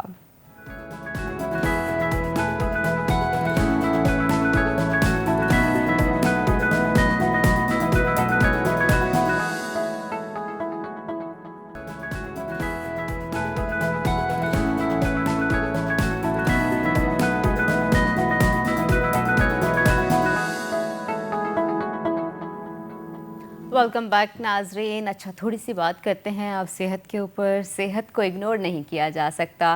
ظاہر سی بات ہے صحت بہت زیادہ امپورٹنٹ ہے. جب صحت ہوتی ہے تو دنیا کے تمام رنگ، خوبصورتی، ہر چیز ہمیں نظر آتی ہے. لیکن صحت اگر ہمارے پاس اچھی موجود نہیں ہوتی، ہم اچھی صحت میں نہیں ہوتے، تو ہمیں بہت سی دنیا کی رنگینی بھی بیکار اور فضول سی لگنا شروع ہو جاتی ہیں. تو کوشش کیا کریں کہ اپنی صحت کا خیال رکھا کریں. لیکن ایسے ہی ہم ایک اور مسئلے پر بات کریں گے، اس میں اندازہ بھی نہیں ہوتا کہ ہماری صحت خراب ہو رہی ہے یا نہیں ہو رہی. وائٹامن ڈی کی خاموش ڈیفیشنسی بہت زیادہ آپ کی زندگی میں پرابلمز لاتی ہے، جسم میں درد، کام نہ کرنا، تھکاوٹ، اور ہم آئیڈینٹیفائی بھی نہیں کر پاتے کہ ہمیں کیا پرابلم ہے، چڑچڑاپن، عجیب سا موڈ رہتا ہے. تو وائٹامن ڈی کی ڈیفیشنسی کو کیسے دور کیا جائے، اس کے اوپر کیا کام کیا جائے، اور ہمیں کب ڈاکٹر سے رجوع کرنا چاہیے، اس کے اوپر ہم بات کریں گے. ہمارے ساتھ موجود ہیں ڈاکٹر سعدیہ مجید، پیتھولوجسٹ ہیں. ویلکم کرتے ہیں سعدیہ آپ کو. السلام علیکم. وعلیکم السلام. کیسی ہیں؟ میں ٹھیک ہوں، آپ سنائیں، آپ کیسی ہیں؟ میں بالکل ٹھیک ہوں. اچھا ڈاکٹر سعدیہ، ہم وائٹامن ڈی کے اوپر بات کرنا چاہتے ہیں کہ وائٹامن ڈی کی کمی کو خاموش کمی کیوں کہا جاتا ہے؟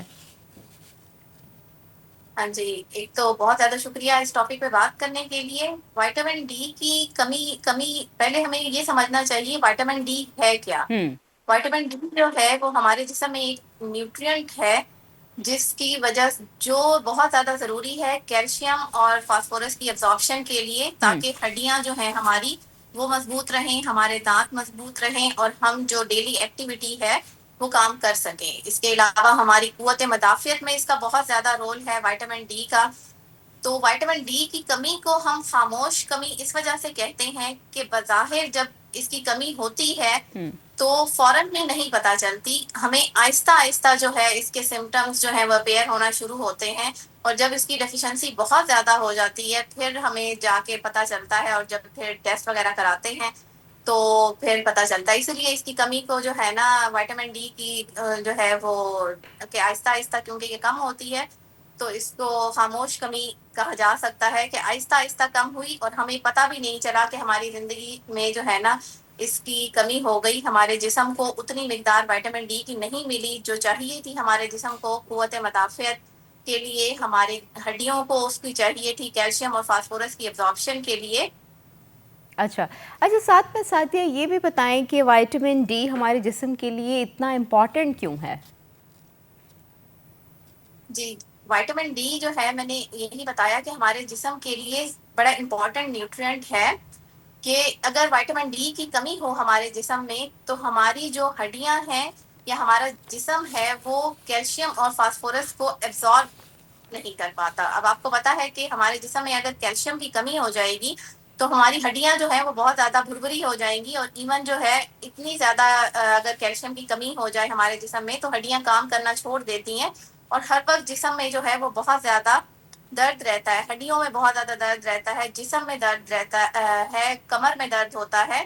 انسان کا جیسے آپ نے کہا کہ موڈ بہت زیادہ سوئنگ ہوتے ہیں، تو اس کی کیلشیم کی ایبزارپشن کے لیے وائٹامن ڈی کا ہونا بہت زیادہ ضروری ہے کہ اتنی اماؤنٹ میں وائٹامن ڈی ہماری باڈی میں ہونا چاہیے تاکہ پراپر جو ہے وہ وائٹامن ڈی کیلشیم کو ایبزارب کر سکے. اچھا ساتھ میں یہ بھی بتائیں کہ وائٹامن ڈی کی کمی کن لوگوں میں یہ زیادہ خطرات ہوتے ہیں کہ ان میں وائٹامن ڈی کی ڈیفیشنسی ہو سکتی ہے؟ وائٹامن ڈی کی ڈیفیشنسی ان لوگوں میں بہت زیادہ ہوتی ہے جیسے ہم لوگ آج کل کے انوائرمنٹ میں دیکھیں کہ ہم لوگ باہر دھوپ میں نہیں نکلتے، اور حالانکہ سورج کی یا دھوپ کی کمی نہیں ہے کیونکہ مین سورس ہمارا وائٹامن ڈی کا سن لائٹ ہے. جو سورج کی روشنی ہے اس کی جو الٹرا وائلٹ ریز ہیں وہ main source of vitamin D ہے. تو پہلے زمانے میں آپ نے دیکھا ہوگا جو لوگ کھیتوں میں کام کرتے تھے یا جو لوگ بہت زیادہ گھر سے فریکوینٹ باہر نکلتے تھے، یا باہر ہم لوگ دھوپ میں نکلنا بہت زیادہ کم ہو گیا. جو لوگ کلوز ایکٹیویٹی انڈور ایکٹیویٹی میں رہتے ہیں، سارا دن آفیسز میں کام کرتے ہیں، یا بوڑھے ہیں باہر نہیں جا سکتے، ان میں بہت زیادہ ہوتا ہے. اچھا پھر پریگننسی میں آپ کو اس کی ریکوائرمنٹ ہوتی ہے، ان میں بھی کم ہو جاتا ہے. اچھا کچھ لوگوں کی رنگت جو ہے وہ سیاہ ہوتی ہے، ان میں وائٹامن ڈی ایبزارب کرنے کی صلاحیت جو ہے وہ کم ہوتی ہے، ان میں بھی کمی کے چانسز جو ہیں وہ زیادہ ہوتے ہیں. اچھا دوسرا یہ بھی بتائیں کہ پاکستان میں اتنے زیادہ وائٹامن ڈی کی کمی کیوں زیادہ بڑھتا ہے، یہ مسئلہ کیوں بڑھتا جا رہا ہے اب؟ پاکستان میں اسی وجہ سے بڑھتا جا رہا ہے کہ ہم لوگوں نے وہ جو ہماری آؤٹ ڈور ایکٹیویٹیز تھیں وہ لمیٹڈ کر دی ہیں. ہم سارا دن جو ہے وہ انڈورس میں ہیں، ہم آفیسز میں صبح اٹھتے ہیں، مطلب جو آفس ورکر ہیں یا جو بھی کام کرنے والے لوگ ہیں صبح اٹھتے ہیں، گاڑی میں بیٹھ جاتے ہیں، گاڑی میں ہیں، گاڑی سے نکلے آفس میں بیٹھے، آفس میں بھی ہم اندر بیٹھے ہوئے ہیں اور ہمارا کوئی سن ایکسپوئر نہیں ہے.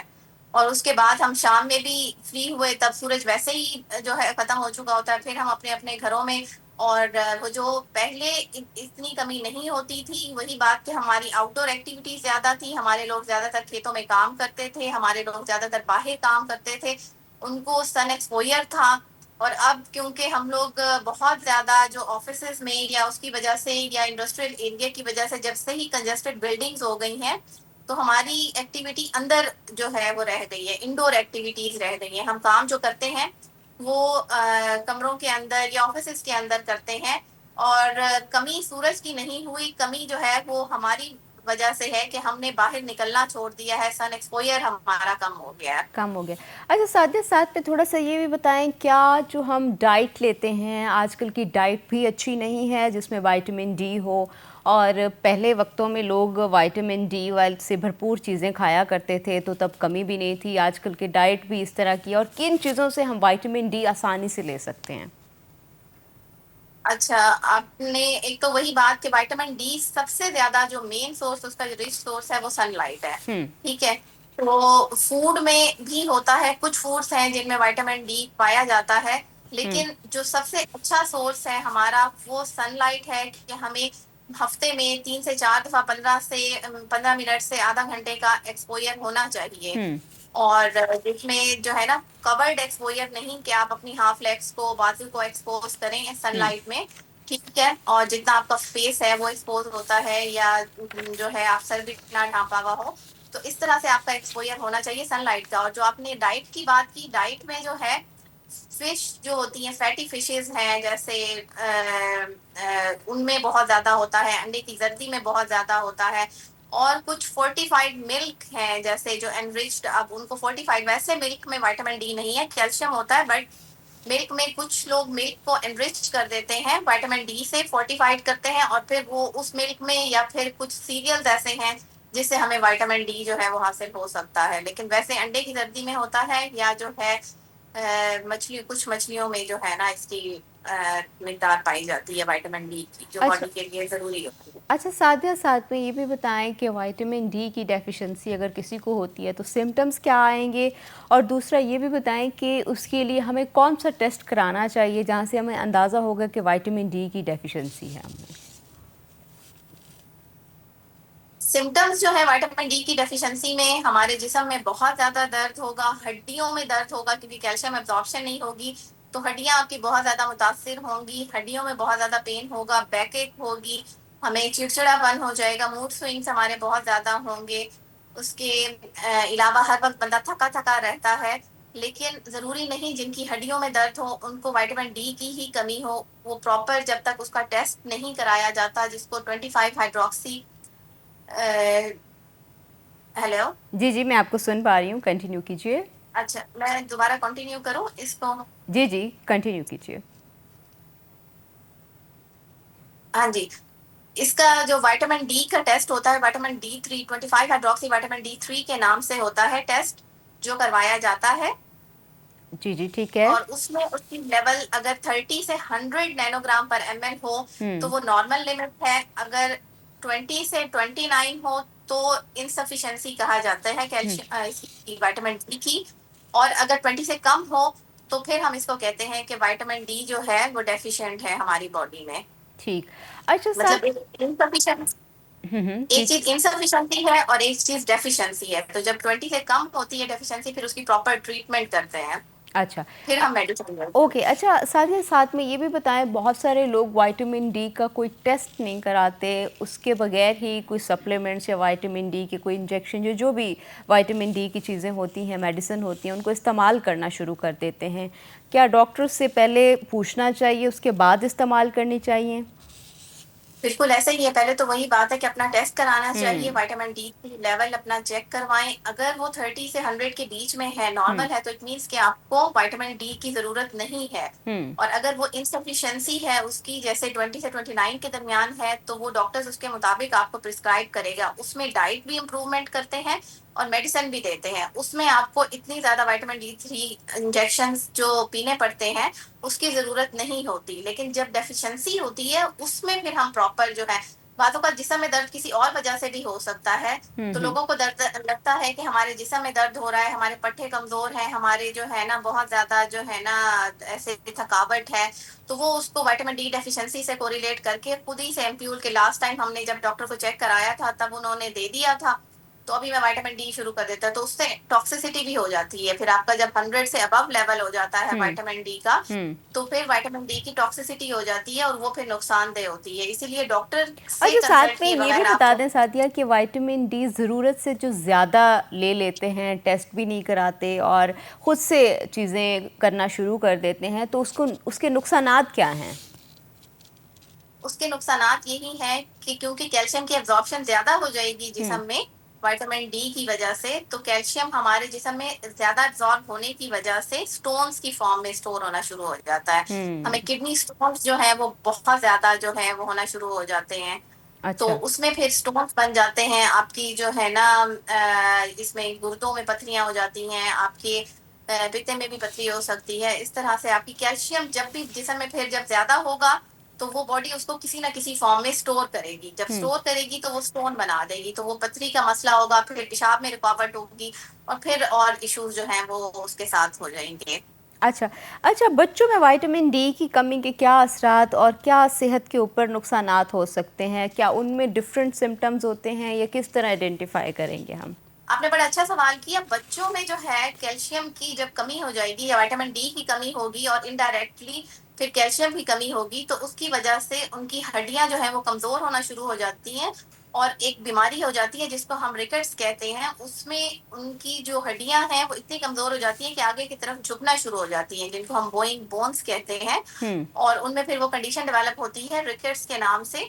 और फिर बच्चों में बहुत ज्यादा वो कमजोरी लाती हैं, बच्चों का चलना फिरना जो है वो बहुत ज्यादा अफेक्टेड होता है और एक डिसीज फॉर्म में वो अपेयर होती है। इसलिए छोटे बच्चों में खसूसन विटामिन डी की कमी को बिल्कुल जो है वो निगेट नहीं करना, हमें जो है उनको भी सन एक्सपोजर कराना चाहिए। बाद बच्चों को बिल्कुल कवर्ड रखते हैं, उनको धूप में नहीं लेके जाते, तो जिसकी वजह से बच्चों में बहुत छोटे बच्चों में विटामिन डी की कमी हो सकती है। फिर वो ड्रॉप्स की सूरत में उसको मेडिसिन की सूरत में देना पड़ता है। लेकिन अगेन वही बात, जब तक डॉक्टर को कंसल्ट नहीं करेंगे तब तक खुद से मेडिसिन नहीं देनी। खुद से मेडिसिन नहीं देनी। अच्छा सादिया, लास्ट में ये भी बता दें कि आप आवाम के लिए क्या मैसेज देना चाहेंगी कि किस तरह वो अपनी सेहत का ख्याल रखें और विटामिन डी किस किस चीज़ में क्या उनको एहतियाती तदाबीर करनी चाहिए अपने लिए? अवाम के लिए मैसेज यही है कि हम लोग अपनी ठीक है जिंदगी में इतने ज्यादा मसरूफ हो गए हैं, लेकिन हमें अपने लिए थोड़ा सा टाइम निकालना चाहिए। हमें जो है अपने घरों से बाहर निकलना चाहिए। अपने जो बूढ़े माँ बाप, दादा दादी, अपने जो पेरेंट्स हैं या ग्रैंड पेरेंट्स हैं, उनको भी बाहर लेके जाएं, सूरज की रोशनी में उनका एक्सपोजर कराएं। तेज सूरज की रोशनी में नहीं, जब सूरज की रोशनी थोड़ी हल्की होती है सुबह के टाइम और शाम के टाइम, तब उस सूरज की रोशनी में जो है आपने बाहर निकलना है। अपने आप को भी जो है वो सूरज की रोशनी दिलवानी है और बाकी घर वालों को भी दिलवानी है। उसके अलावा आप जो है अगर खुराक में जाते हैं तो अंडे की जर्दी का इस्तेमाल करें, अंडे खा सकते हैं। मछली जो है वो वाली मछलियां जो बहुत ज्यादा मोटी होती हैं, जैसे उसमें हमें बहुत ज्यादा विटामिन डी मिलता है। और या अगर आप जो है फोर्टिफाइड मिल्क या सीरियल वगैरह यूज कर सकते हैं तो उसको यूज करें। अपना ख्याल रखें, ये नहीं कि दर्द लेके फिरते रहें कि जी हड्डियों में दर्द हो रहा है, कोई बात नहीं, सबको होता है, उम्र होती जा रही है। हमने उस दर्द को जो है अपने लिए जो है बिल्कुल दर्द का नहीं पेश करना, दर्द के साथ नहीं जीना। हमने उसके डॉक्टर को चेक कराना है स्पेसिफिक और फिर जो है इलाज करना है। अगर उसमें विटामिन डी की कमी हुई तो वो मेडिसिन देंगे और उसके साथ आपकी ज़िंदगी में बहुत अच्छा चेंज आएगा। बहुत अच्छा चेंज आएगा। सादिया, आपका बहुत बहुत शुक्रिया, आपने अपना कीमती वक्त दिया। नाजरीन, आपने भी सुनी है कॉन्वर्सेशन विटामिन डी की कमी अगर आपके जिस्म में हो जाती है तो किस तरह आप ख्याल रख सकते हैं और किस तरह विटामिन डी की कमी को पूरा कर सकते हैं। सेहत ज़ाहिर सी बात है बहुत ज़्यादा इम्पॉर्टेंट होती है, अपनी सेहत का ख्याल रखें और कोशिश किया करें कि विटामिन डी जिन जिन चीज़ों में है वो लें और डॉक्टर से ज़रूर चेक कराया करें। बिना चेक कराए आप जो सप्लीमेंट्स या कुछ भी ऐसा लेना शुरू कर देते हैं वो आपकी सेहत के लिए नुकसानदेह होता है। ख़ुद से कुछ ना किया करें, विटामिन डी की डेफिशिएंसी को दूर करें और अपने जो जिस्म में जो भी आपको लगता है तब्दीलियाँ आ रही हैं तो डॉक्टर से ज़रूर रुजू किया करें। अभी हम जाते हैं ब्रेक पे, ब्रेक से वापस आएंगे तो नए मेहमान का आपसे तारुफ़ करवाएंगे। हमारे साथ रहिएगा।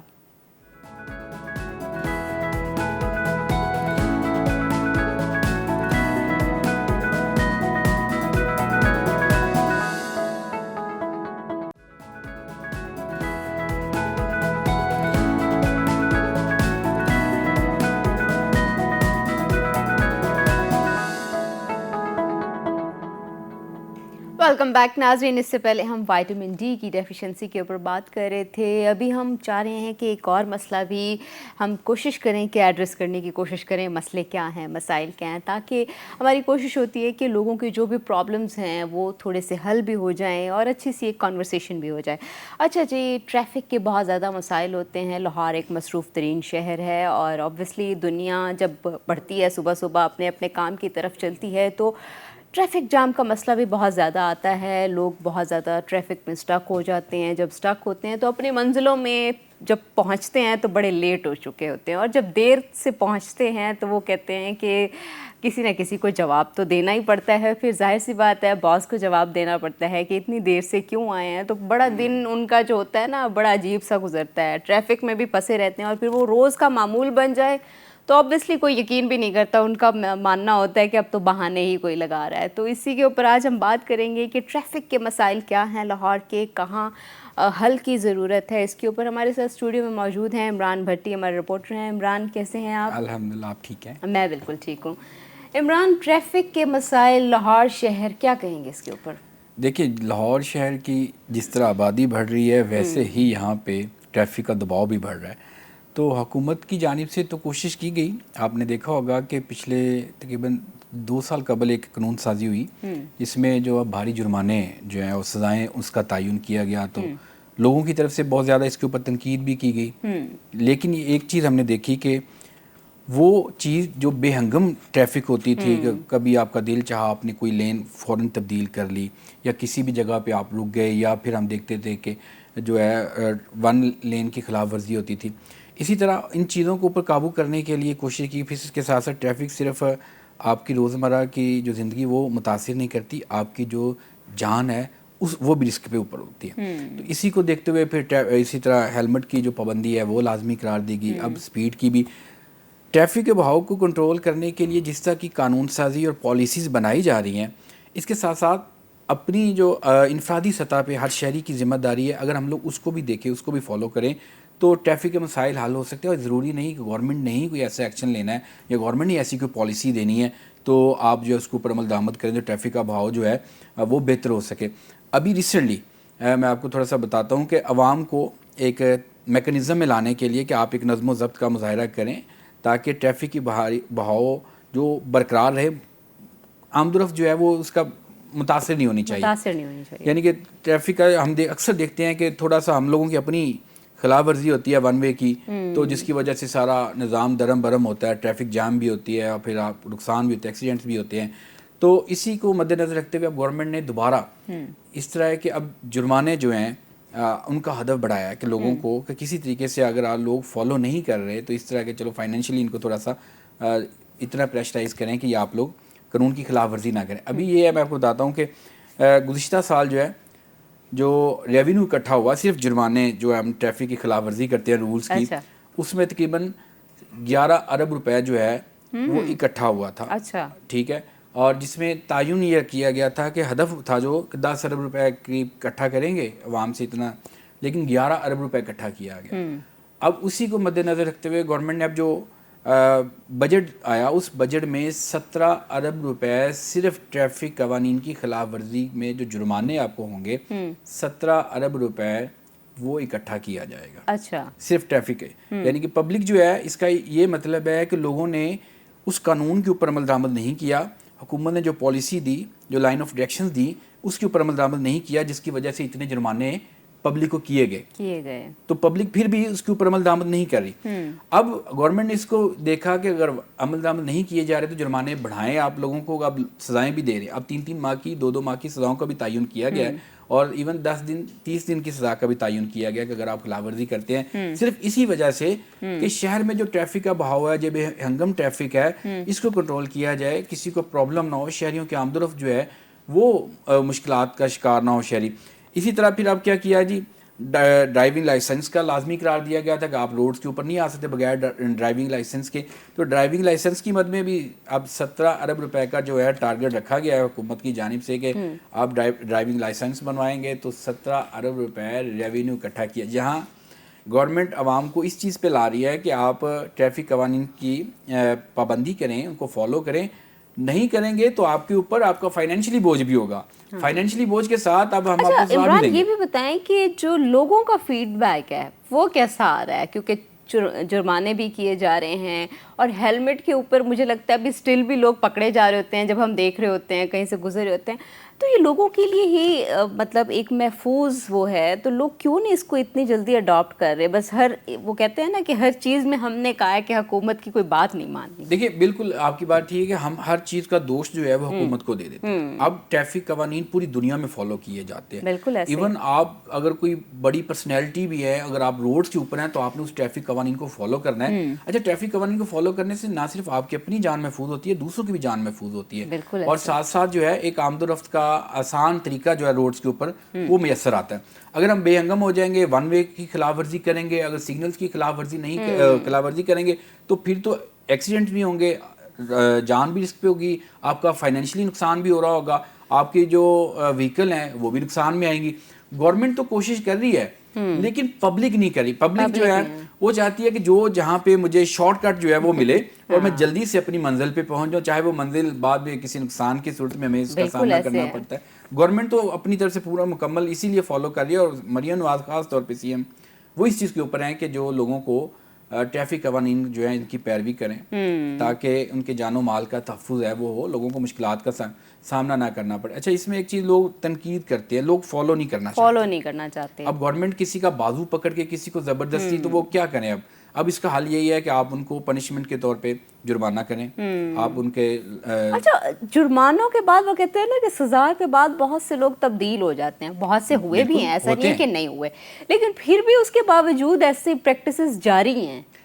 اب یہ بات آپ کی بالکل ٹھیک ہے. ویسے بھی قوانین جو ہے اس وقت ہی بنائے جاتے ہیں جب کوئی خلاف ورزی ہو رہی ہو, اور ایسا نہیں ہے کہ کوئی قانون بنے اور اس کو مینوان جو ہے وہ 100% امپلیمنٹ ہوتا ہے, لوگ اس کو فالو کرتے ہیں, پورا سسٹم چل رہا ہوتا ہے. فالو کرنے والے بھی لوگ بھی ہوتے ہیں اور ایسے لوگ بھی ہوتے ہیں جو اس کو ایک ایڈونچر چیلنج کے طور پہ بھی لیتے ہیں کہ بھائی ہمیں پکڑ کے دکھائیں. اب جب سے یہ سسٹم ای چلان والا آیا تو بہت زیادہ لوگ جو ہیں وہ اس کے اوپر فالو کر رہے ہیں اور بہت زیادہ محتاط ہوئے ہیں, کیونکہ اب وہ چکر نہیں ہے کہ آپ کسی کو ڈاج کرا رہے ہیں ٹریفک اہلکار کو, اب کیمرے کو ڈاج نہیں کروا سکتے. اب کیمرہ تو آپ کو اسی وقت فکس کر لیتا ہے, آپ گھر چلے جائیں پیچھے. ای چلان والا کیا سمجھتے ہیں آپ, افیکٹو ثابت ہوا ہے؟ بہت زیادہ.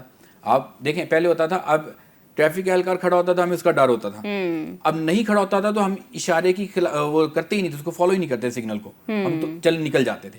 اب جیسے ہی وہ کیمرے وہاں پہ لگ گئے ہیں تو اب ٹریفک اہلکار وہاں پہ موجود نہ بھی ہو تو ہمیں خیال ہوتا ہے او یار کیمرہ لگا ہوا. ایون تو اب تو زیبرا کراسنگ کی لوگ فالو کر رہے ہیں, کیونکہ زیبرا کراسنگ کی خلاف ورزی کریں گے تبھی آپ کے اوپر فائن ہے. اب فالو کیا جا رہا ہے, یہ نہیں ہے کہ, لیکن ہر چیز ہر معاشرے میں ایسا نہیں ہے کہ کوئی بھی قانون ہو, یہ تو ٹریفک کی بات کر رہے ہیں, اس کو توڑنے والے بھی ہوتے ہیں, اس کو فالو کرنے والے بھی ہوتے ہیں. اور قانون بنایا اس لیے جاتا ہے کہ جو خلاف ورزی کرے, جو تھوڑا سا اپنے آپ کو اوپر کنٹرول نہ کر سکے, اس کو پھر سبق بھی سکھایا جائے, لیسن دیا جائے کہ یہ باؤنڈری لائن ہے, اگر آپ اس کو کراس کریں گے تو اس کا آپ کو فائنینشلی بھی نقصان ہوگا اور فزیکلی بھی نقصان ہو سکتا ہے. اور ٹریفک میں تو خاص روڈز کے اوپر جب آپ ہوں تو آپ دونوں ہی آپ کو نقصان فیس کرنا پڑتے ہیں, آپ فائنینشلی بھی ڈیمیج ہو سکتے ہیں اور آپ کی وہیکل جو ہے آپ کے پاس فزیکلی ہے تب بھی آپ کوئی فزیکلی بھی آپ ہو سکتے ہیں. گورنمنٹ تو کر رہی ہے, لیکن اب لوگوں کو بھی ضرورت ہے سوچنے کی. اب اچھا, یہاں پہ صرف یہ نہیں ہے کہ گورنمنٹ نے صرف یہ جرمانے وغیرہ کیے ہیں, یعنی گورنمنٹ نے باقاعدہ اویئرنیس کیمپینز چلائی ہیں, آگاہی مہم دی ہے لوگوں کو, مختلف ڈپارٹمنٹس میں جا کے بھی, ٹھیک ہے, وہاں انسٹیٹیوٹس میں جا کے لوگوں کو باقاعدہ جب یہ سسٹم بنایا جا رہا تھا, قانون سازی ہو رہی تھی اس وقت, اور ایون چوک چراہوں پہ بھی ٹریفک سگنلز پہ بھی لوگوں کو پمفلٹ تقسیم کیے گئے, لوگوں کو اویئرنیس ٹی وی چینلز کے اوپر, سوشل میڈیاز کے اوپر کیمپینز چلیں کہ آپ جو ہے اپنا بھی تحفظ کریں اور دوسروں کا بھی تحفظ یقینی بنائیں اور ٹریفک قوانین کو فالو کریں. اب لوگ تنقید کر دیتے ہیں کہ ہمیں تو آج اکثر ہم دیکھتے ہیں کہ سر مجھے نہیں پتا تھا, کوئی ٹریفک والا روک لے کہتا ہے جی سر مجھے نہیں آئیڈیا تھا, مجھے نہیں پتا تھا. حالانکہ اس کی پراپر ایک میکینزم کے تحت اویئرنیس دی گئی ہے, قوانین ہے.